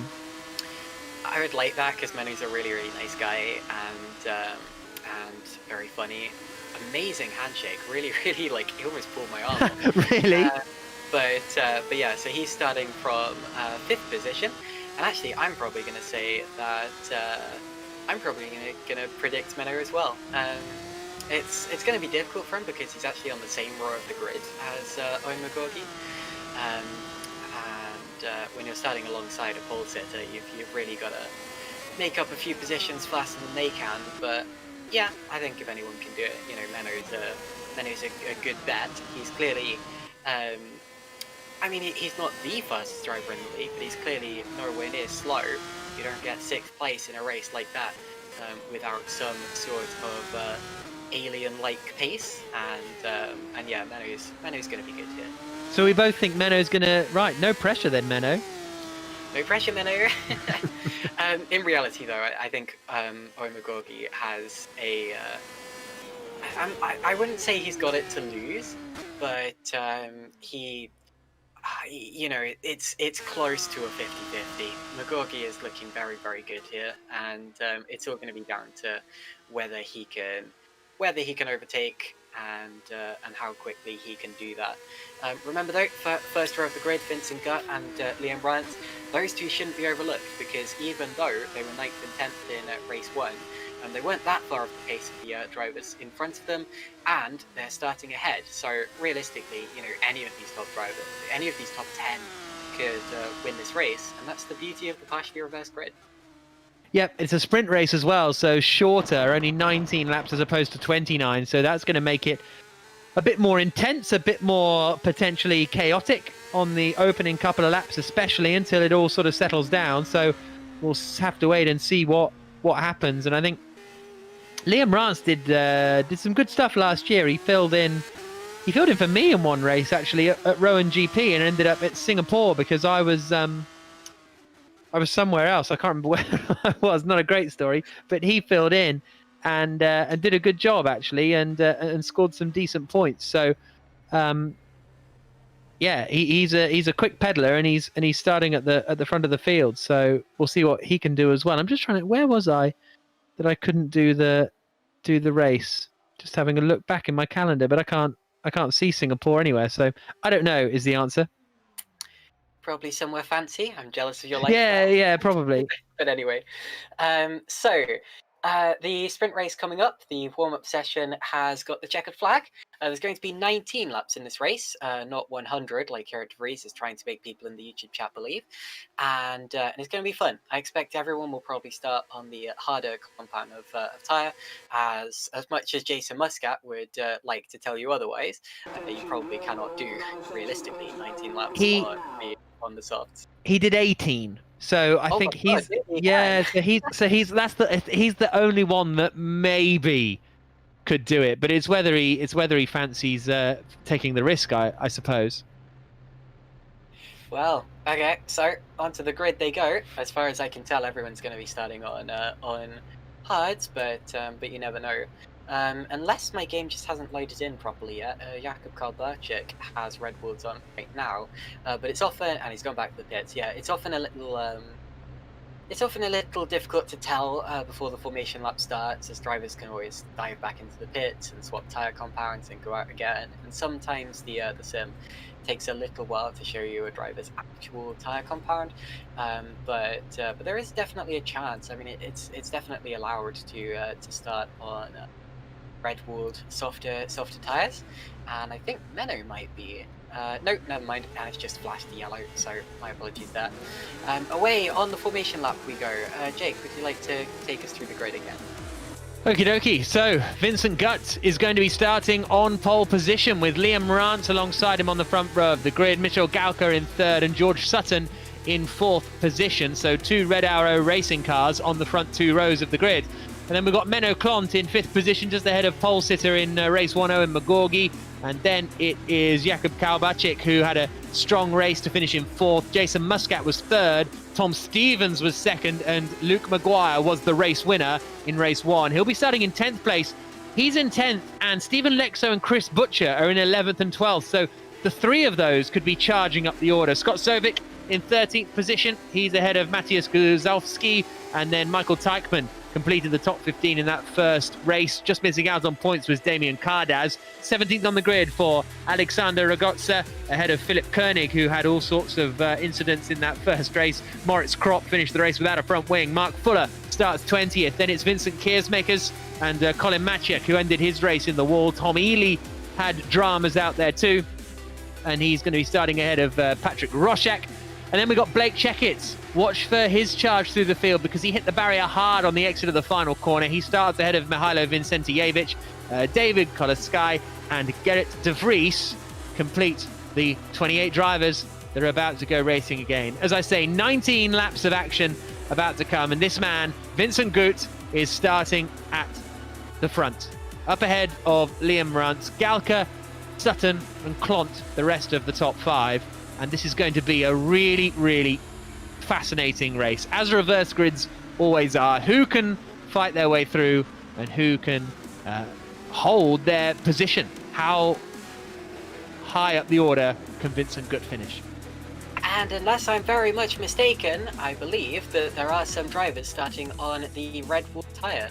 George Sutton in race 1 was the highest starter on the yellow wall tyre, and I think he's going to be the highest starter on the red wall tyre.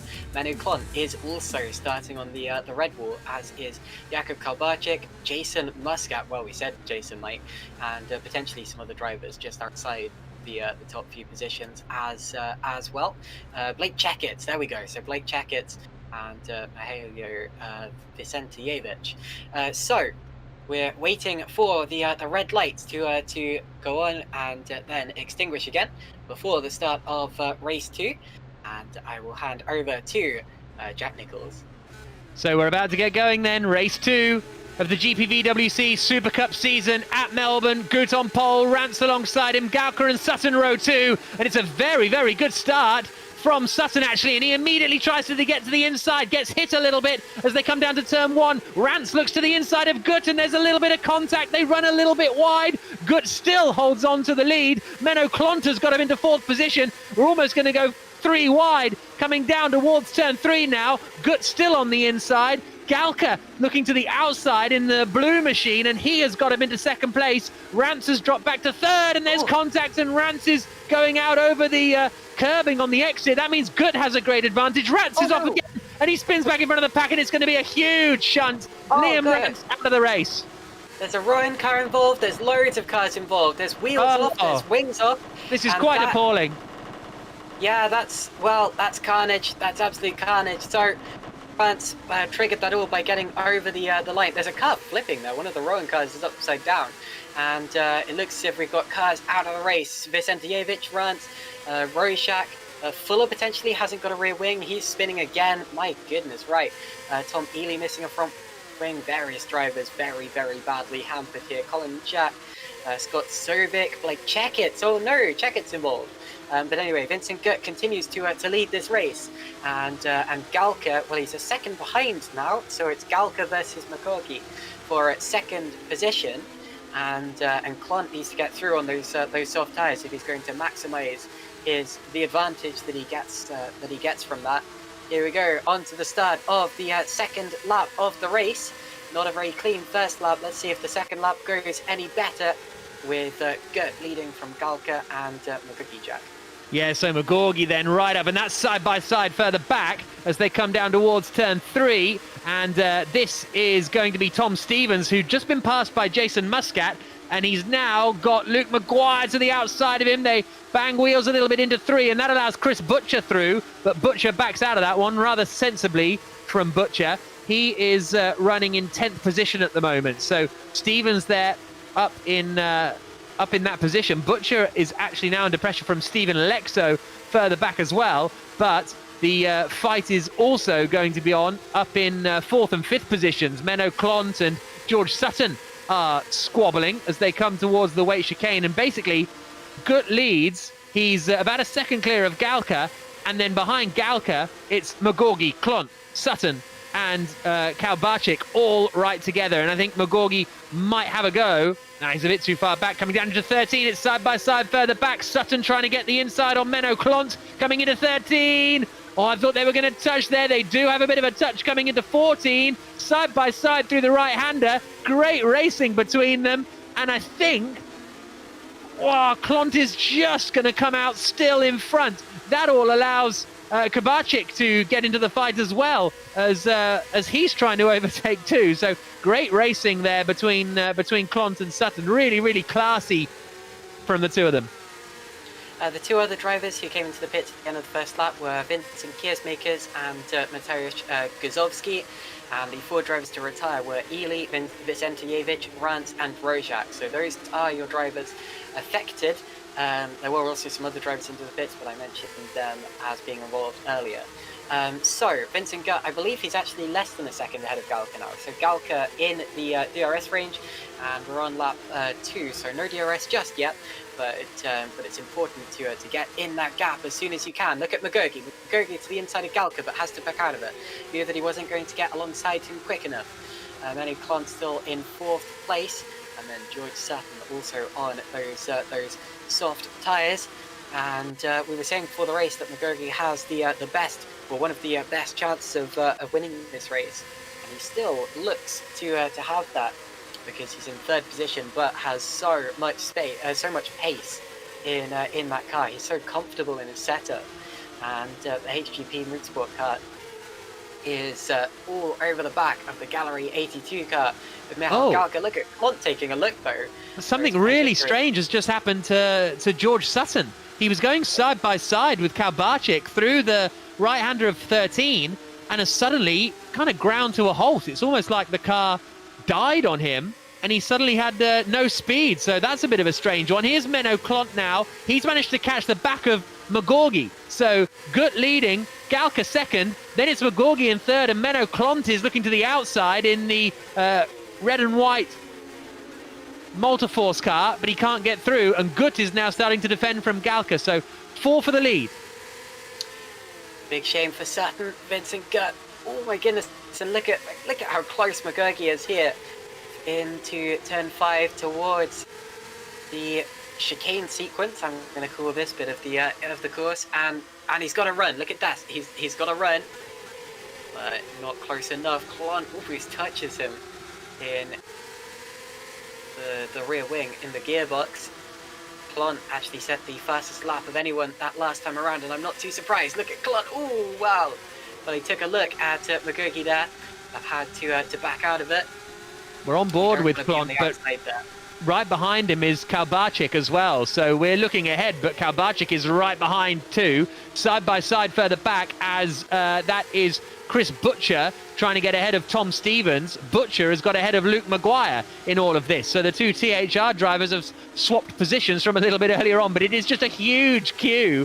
Vincent Gut is still leading and hasn't really been under too much pressure because everybody else behind is fighting. Here comes Menno Clont up behind Owen McGaugie, looks to the outside coming down into turn 1. That's not going to be a move, but he'll try and then line him up on the run down to 3. He's got a nice drive, But again, he's still got Kalbachik right up behind. They all can open their DRS. Kalbachik is quick in a straight line, looks to the outside in the green and white car, and sending it up the inside is Jason Muscat. They go wheel to wheel. Muscat trying to go around the outside at turn 4. That's going to be quite the move from Muscat if he pulls it off. And they're still side by side, coming down towards turn 6. Muscat, who we're on board with, swings it into the right-hander and takes the place. Brilliant driving from Muscat. It's still not over, though. My goodness, they're still neck and neck. This has been the longest side-by-side battle we've seen all day. Well, it changed on the exit, so Muscat has got it done. There we go. Jolly good from Jason. And he came out of absolutely nowhere there. So Multiforce now have both of their cars in the top 5. Great day for them. Great race so far. And Muscat was one of our podium finishers in race 1, so he is so competitive today. Galka there took a little look at Gert, just trying to unsettle him. He's in his mirrors, and of course he knows that McGaugie and Plon are coming fast behind him. And look at that, McGaugie takes a little look.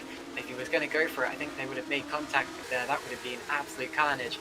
Out of the final corner, DRS open, very close to the grass on the outside. Surely someone's going to make a move here. There's got to be a position change. Actually, I'm not sure there will be. Not until the exit anyway. Oh my god, McGaugie breaking into Galka, and he's over it, almost squirreled on the brakes, and they all go defensive, and a look up from McGaugie, and he kind of had to go for a move there. I don't think he was intending to, but it's worked. My goodness, so McGaugie up to second in a move that I don't even think he intended to do until he was doing it, and it's worked. Yeah, you're absolutely right. Touch between the Multiforces, my goodness. So Muscat there gave Clont a bit of a clonk, my apologies, and somehow they survived. Yeah, I think you're absolutely right with that move from McGaugie. I don't think he intended to make it, and you suddenly saw him lock up, but now the battle for the lead is right together because McGaugie has got right up behind Gut as they come into the chicane. He'll have the DRS this time around.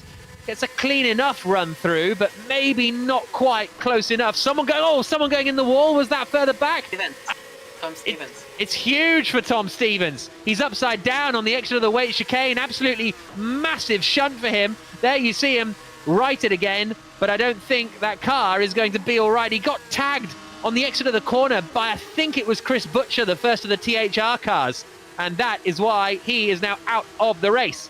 Gut still leading, though, somehow, with McGaugie right behind him. Covering the inside is Gut. McGaugie in the black and gold HGP car, putting him under pressure. Oh, he's got a good run through there. He should be able to get him down into turn 3 now, Caitlin.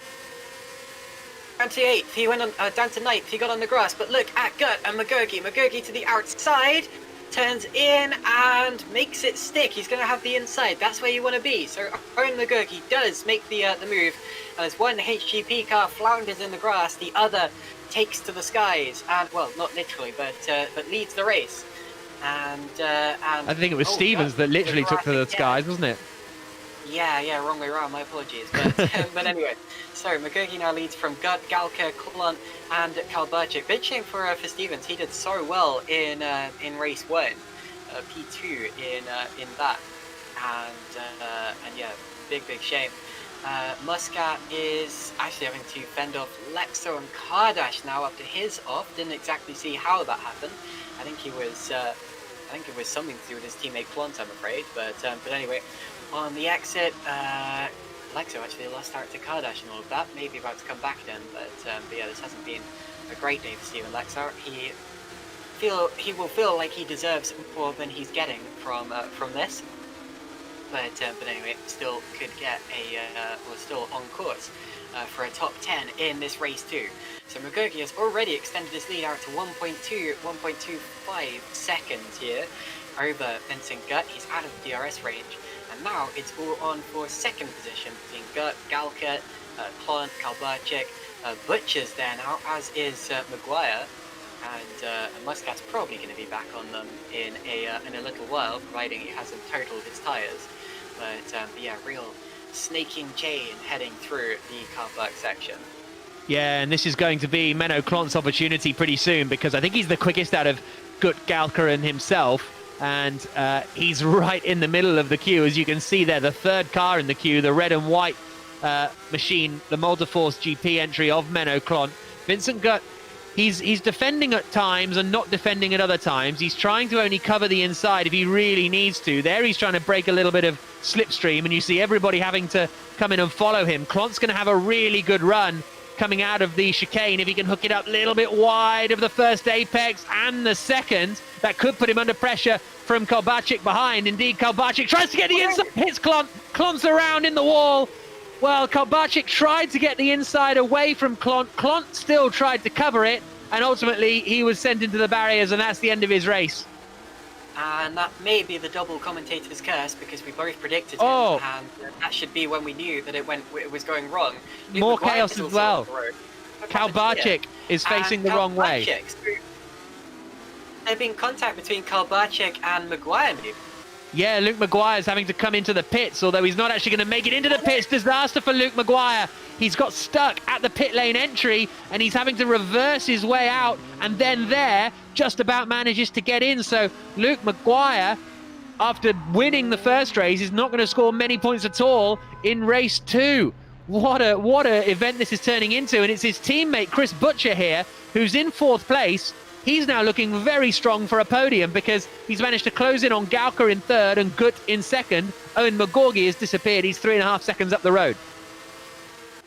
There's a real scramble there down in the final sector of that lap. 3 cars absolutely going to Narnia in their respective grass and gravel trap, and no idea what happened between 2 of those. We only saw what happened to Menno as another driver misjudged a move. McGaugie now leading by 4 seconds as Gauka and Gutt continue to fight over 2nd position, and Gauka's got a run with the DRS here up the inside. Gutt had to give him room. If he turned over there would have been contact, and that's given Butcher a great run on the exit. Butcher in that from the side, it's like a McLaren almost in the THR. From the front or the back, it's kind of different, but anyway. Towards the end of the course, DRS open on pretty much every car, and Galka's car being stuck towards the back of Guts goes to the outside. Gutt with an in-ideal line through the chicane. That's going to give Gauka a good exit. Little twitch mid-corner. So I think actually Butcher's going to get the best exit of the 3 of them. And are we going to go 3 wide here? We might well. Look at that. Down into the braking zone. And they bang wheels. And wide goes Gutt. Through goes Gauka. And Butcher almost went through as well. Locked up a little inexplicably. And Muscat took a look at Butcher. They almost completely turned on their head right then, almost literally and figuratively. But yeah, so it's Gauka 2nd now. We've got 3rd, and Butcher 4th after it looked as if he was going through to 2nd. Ooh, well, he might have been able to go for that one, but thinks better of it. Wow, Jack. Yeah, I like this driving from Chris Butcher. It's really, really smart, cautious, sensible. He's seen so many people get wiped out in the course of this race so far that he's just not taking huge risks. Yeah, he could have gone kind of 3 wide coming down into the turn 3, but he decided not to. He could have attacked Gutt coming into turn 9, but it would have been a bit risky. He's just waiting for the red car in front, in the Gallery 82 car, the Red Arrow racing car of Vincent Gutt, to just make the mistake and for the opportunity to present itself. He knows he's got a long way to go as well. We're only at half race distance now, just completed lap 10 of 19, so he'll know that he can't catch McGaugie. The next 2 are the ones that Butcher needs to get, and I think down into turn 3 this time will be his opportunity. Now he'll get the DRS coming down towards the right-hander. I think Gutt will still get DRS actually, because he's close enough to the back of Gauka, but he's just waiting for Gutt to make the error. And right behind him is Jason Muscat, who's doing similarly in 5th position. Damien Cardas is running in 6th. Stephen Lexo's up into 7th place. Great drive from Philipp Konig. He's suddenly in 8th position, which is a really, really strong performance from him. But now everybody is ganging up behind Vincent Gutt. This is going to be Butcher's opportunity to the outside at turn 9, and then break a little earlier, get the better drive through the corner, and then try and get the run into the weight chicane. He's just biding his time here, Butcher. I like it. He'll try and get Gutt offline again here. He won't try and go round the outside into the S's, because that would be crazy. He'll back off a little bit, let Gutt get all out of shape, open the DRS, and then cruise past. Although Muscat's getting a good run as well. Oh, so behind is Damien Cardaz. Cardaz looking to the inside, Muscat to the outside, and Butcher surely is going to pull this off into turn 14. It's 3 wide further back. Someone's in the wall, but Butcher is into 3rd place. Oh, Muscat just got away with that. My goodness, and who else? That's Stephen Lexo who's also getting involved, and a little twitch there. Oh my goodness, when Gut twitched right in front of Butcher in the chicane, I got flashbacks to what happened to Butcher in race 1. Here comes Kardash, now going to the outside of Gut, and backs out of it. There we go. So Muscat now on the exit. What can he do? It looks as if he's judged it decently, but Lexar has got an even better run than all of them. And once again, it's Noah's Ark formation down into. That's not going to end well. Oh my god! And round goes Stephen Lexar. No, it's Damien Kardash. It's Damien Kardash who's gone around, and he made contact with Jason Muscat. It looks as if Muscat went for one move and ends up accidentally going for another, and often you can end up taking out the car in front of you as a result. I saw that coming. I thought it was going to happen a few corners before it did, actually, because Muscat was almost elbowed into the wall in the final sector. But unfortunately, the inevitable has happened, Jake. Yeah, indeed. So Owen McGaugie out in front, 6.8 seconds clear of Mikkel Gauka in 2nd position. Then it's another 2 seconds back to Chris Butcher behind. Butcher on the last lap pretty much matched Gauka's lap time, but I think he made an overtake in that period. So we'll see what happens after that. Gut is still in 4th place, just ahead of Stephen Lexo, and this is on board with the German Philipp Konig, who's joining the fight for 4th position. So 4th is Gut, 2 cars in front of us. The car in front of us is Stephen Lexo, and Konig, who we're on board with now, is having a really good race in 6th position. He's made up 12 places off his grid slot. So really brilliant stuff from Konig, as Gut is going to be under big pressure from Lexo coming into turn 3, I think. Oh, what a spin! Lexo spins! Contact into the side of him goes Philipp Konig, who's been doing a great job so far, but they're both going to be passed by Damien Kardash. That's a bit of a shame. They got away with it better than I thought they were going to, but yeah, looks of Kardash just... Oh, and there's more contact with Muscat, my goodness. And those are the two who came together at that corner a lap before as well. They can't stop coming together, and over the curb, Lexo forced very robustly over the sausage curb there, and you have to kind of wall ride the entire thing before you can get off it. And the order's completely changed again. It keeps doing that. I can't keep up. My goodness. Meanwhile, Chris Butcher on that last lap took a second out of Gauka's advantage for 2nd position. So that's a big advantage for Butcher, and he'll be within DRS range pretty soon on the back of the car in front. And in fact, he's in DRS range already as Butcher. There he is in the yellow and blue THR car, coming down into turn 13, then into 14, and he'll be fighting for 2nd place on the back of Gauka before too long. We go on board with Butcher now as he comes into the really slow left-hander, then accelerates out through the final corner, and he's going to get a pretty decent run down towards 1, maybe an overtaking opportunity down in towards turn 3 as we start lap 14 of 19. McGaugie well up the road from this 2nd place battle. So, DRS again for Chris Butcher. He's approaching Michal Gauka. These two have had plenty of races before in the past, and he goes up the inside. Gauka sees him coming. That's good. I was worried that he wasn't going to, but he does, into the car park section. And Butcher, once again, getting a good exit. This really isn't an overtaking opportunity here. Butcher going to take a look anyway, but yeah, you've got to concede, realistically. The exit's more important there, as Gauka got slightly over the curb, slightly over the grass. Butcher to the inside. Now we've seen, historically, he does tend to concede through that. Butcher cares a lot more about the exit and the entry to the weight chicane, but he can't keep conceding like that. He's gonna have to do something towards the end of the race, unless he wants to just settle for the 3rd, which is valid. But doesn't sound like the Chris Butcher I know, to be honest with you, having raced against him a lot in touring cars over the last couple of years. You know, if Chris Butcher's behind you, he's not settling in behind you, Butcher. But I mean, he may have to if Gauka is just too much to overcome. But Butcher, he's all over the back of him, and surely Gauka is going to make some sort of mistake soon. That is, unless Butcher does first. Here we go. Butcher to the inside. Has to back out of it again. The trouble is, if you can't get past someone in a DRS zone like that, you're going to have to do it in a braking zone to get creative. That is, of course, unless they make a mistake. But Butcher, you know... Oh, and there's the mistake, I think. It's not a big enough mistake to let Butcher get through because of the nature of the corner, the way the next turn's a left-hander, but he almost gave it up there. If he'd slithered off Mika Salo style, that would have been Chris Butcher's position. Galka wide on the exit as well. But yeah, Butcher's going to have to get creative, surely, if he's going to get this. And that is one of his best opportunities, especially since the next corner's a left-hander. He's still there. Now, it's all about the weight chicane. No, he can't keep an overlap. Great effort.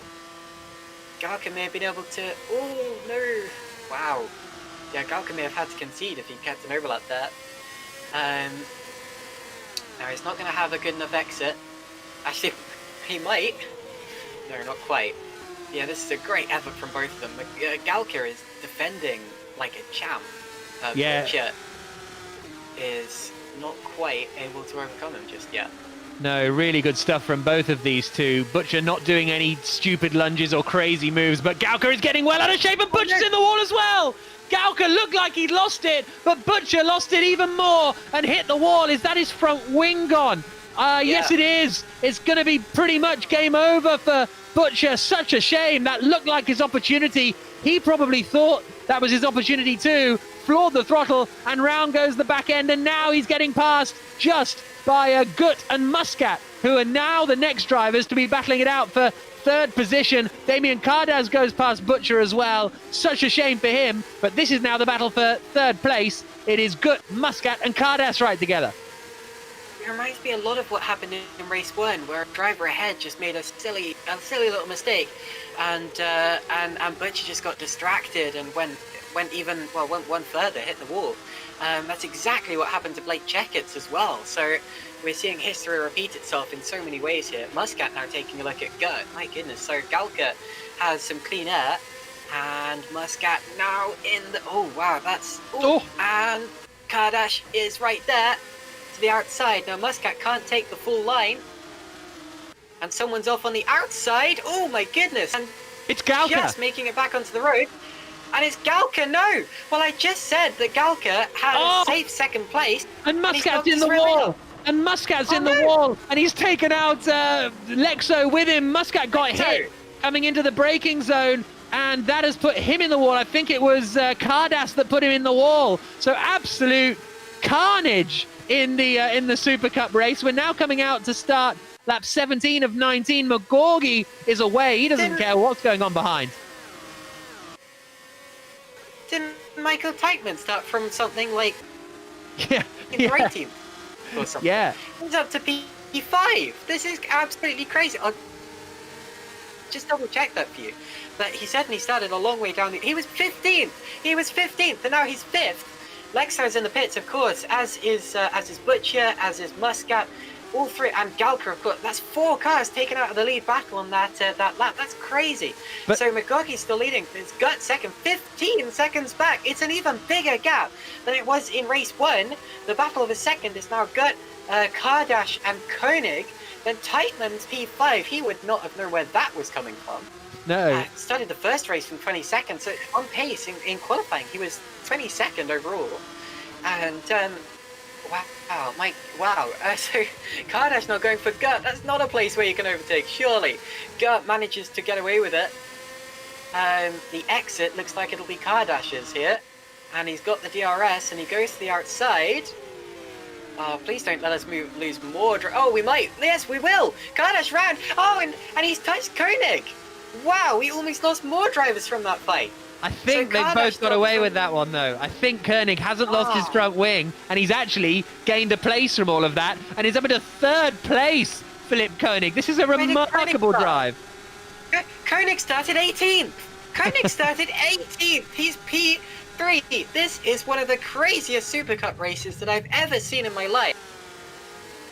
Why? Oh, wow. It reminds me of a couple of... Why didn't they do races like this last year when I was in it? Last year the races were all so boring and I just plodded around to 22nd position. I wanted all to kick off. Right, who's kicking off here? Heigo now.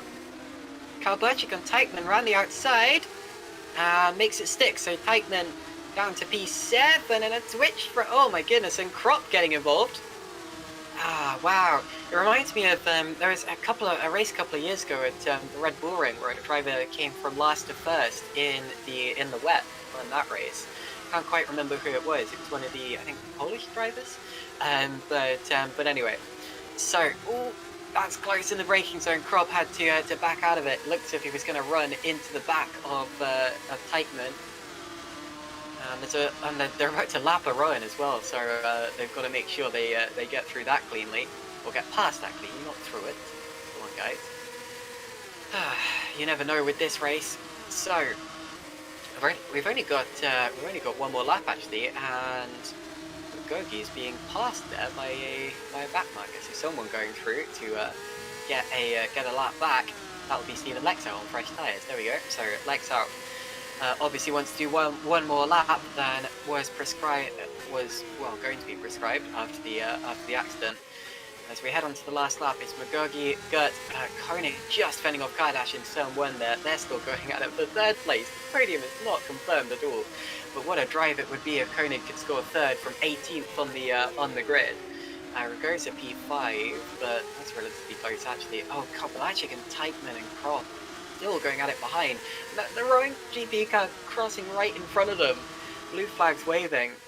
This is brilliant stuff. What's the order going to be at the end of the lap, I wonder? Well, I hope Konig can hold on, to be honest with you, because I had a lot of scraps with him last year, you know, down at the back, and he sort of, you know, didn't qualify amazingly. But if he gets a podium finish here, well, he could even get 2nd place because he's right up behind Gert. Okay, we're on the last lap of the race now. So he's got one more opportunity coming down into turn 13, really. And he's got a good run here, Philipp Konig. He might fancy the move on Gert coming down into 13. He looks to the outside. Can he be later on the brakes? Round the outside. He's on the grass and he's coming back and he wipes him out. Such a shame for Konig. And no rear wing now for Kardash. But here comes the race winner. Owen McGaugie takes victory in the 2nd Super Cup race of the season. It's all kicking off because Ragosa's up there. They're 3 wide coming into the penultimate corner. And I think it's going to be Konig who's still going to hold on to 3rd place. Don't do that, guys. Don't do that. Don't do that. They're going to... And it's neck and neck. It's got to just about be Konig. So it's McGaugie who wins by 15.5 seconds. Gert 2nd.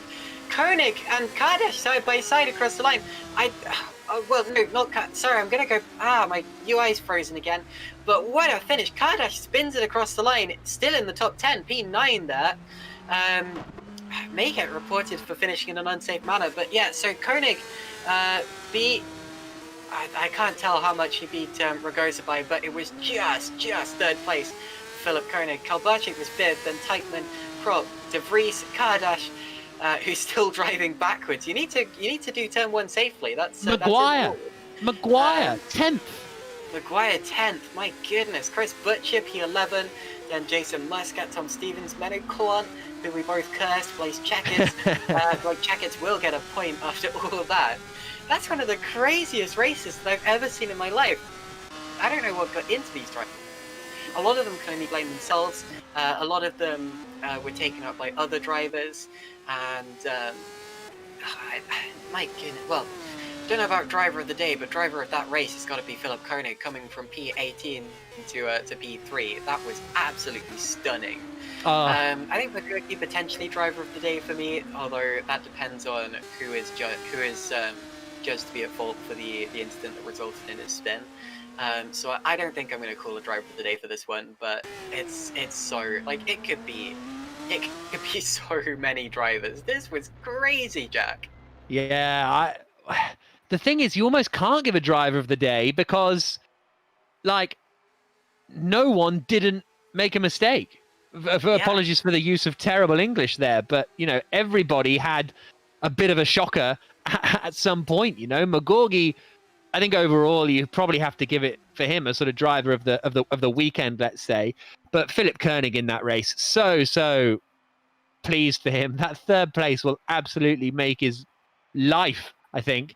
And even Luke Maguire getting back up into 10th position. And remember, he couldn't even get back into the pits at one point. He was stuck on the pit lane entry, and he's ended up picking up a decent haul of points. Jason Muscat ending up in 12th, Menno Clont 14th. I mean, that was just absolute insanity, that race. Remember that huge shunt at the start when Liam Rance ended up going into the wall and everybody else kind of blew up behind him? Absolutely unbelievable Super Cup race, that one. Absolutely. And Vincent Gutt, like, everybody else crashed, and he manages to come through. He started on reverse grid pole and has finished in second place, despite, I feel like he got overtaken by about 10 people, but they then all crashed in front of him. So he still managed to take back the positions. You could say that about a number of those drivers, but yeah, Gut did a great job. Now, we were told before the broadcast by our cameraman that a lot of people would be wanting interviews today. I'm not sure how many people would after that. My goodness, they're probably all shattered. Well, no, they're all here. They're all waiting to speak to us. So we'll see what happens, because that was really quite something. I guess we'll start with Owen McGaugie after that intense race. I mean, Owen, congratulations! Great win on the reverse grid. Great qualifying as well for race one. Just talk us through your race one from your point of view, first of all. Wow, from race one, it was looking good from the start. I was leading, keeping the pace, and then Maguire was, he was pushing me all along until whatever lap it was. He went for the move around the outside. From my point of view, it felt like there was just no room on the inside. I hit the sausage curb and then hit him and went round. But from that point on, I kept pushing and somehow got a P5 after not even pressing my pit request button. So that cost me another 4 or 5 seconds in the pits. But from there on, it was just me driving to the end. Yeah, absolutely remarkable. And then race two, I mean, you emerged through all of the carnage to take the win. You finished 15 seconds clear because everyone behind you kept crashing.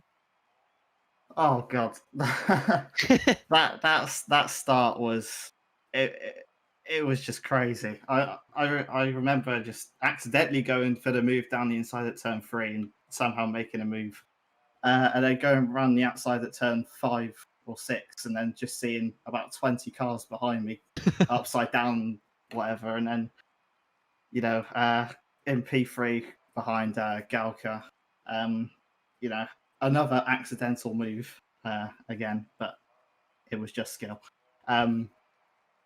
And then going into P1 was difficult because I knew I had the pace, but just making the move was a bit of a struggle. But when I made that move, I just pulled away. Right. Well, congratulations. Hugely impressive drive, especially in that second race. Well done, Owen McGaugie. We can speak to race one winner now, Luke Maguire.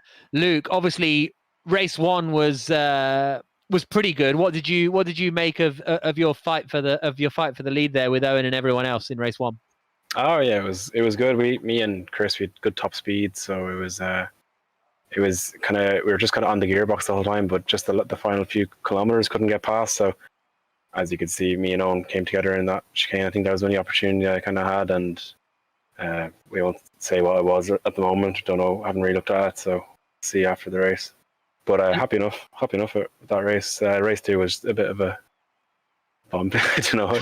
Well, you still got a top 10 finish despite being stuck at pit lane entry. Oh my God, yeah, that was so embarrassing. I hope no one saw that.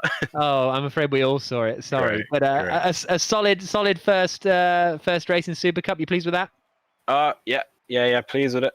Hopefully, can do better in race 2s from now on, though. It's as you can see in the broadcast, Jesus, the amount of people just bumper to bumper going around corners is crazy. Yeah, really intense stuff. Well, cheers, Luke.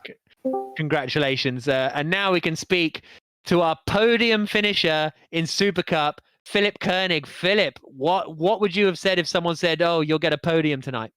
Easy. No, I'm just kidding. Wow, first of all, podium.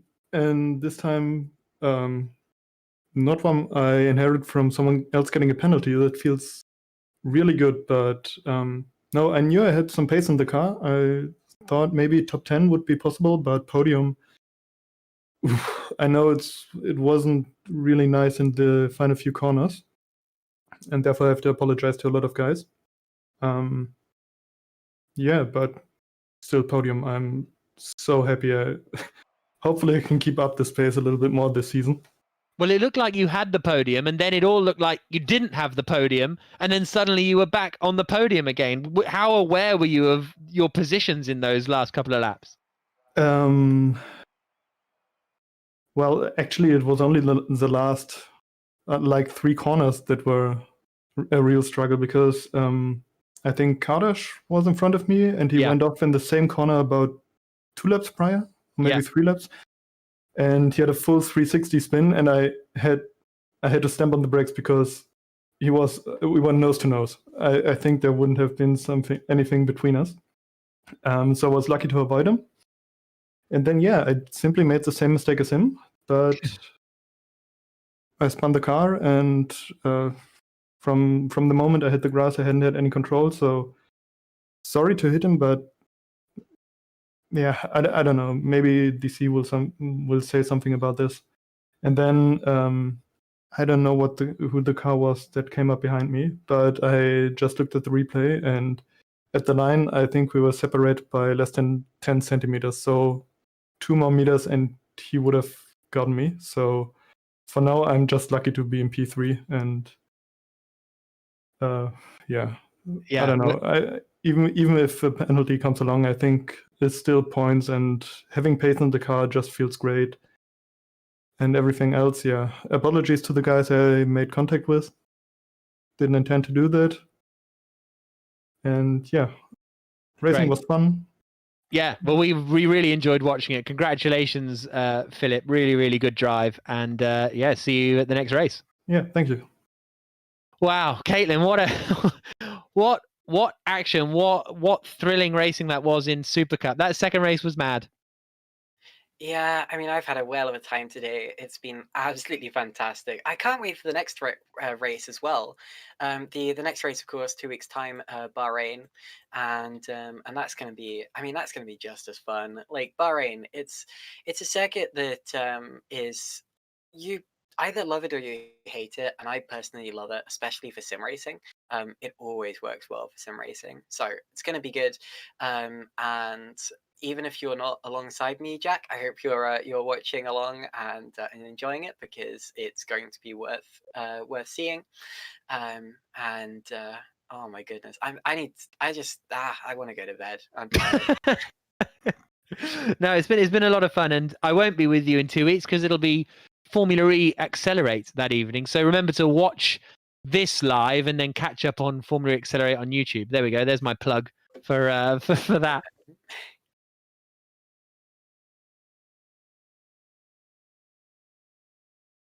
Sorry. Well, oh, go on, Caitlin. No, sorry. I think we just lost.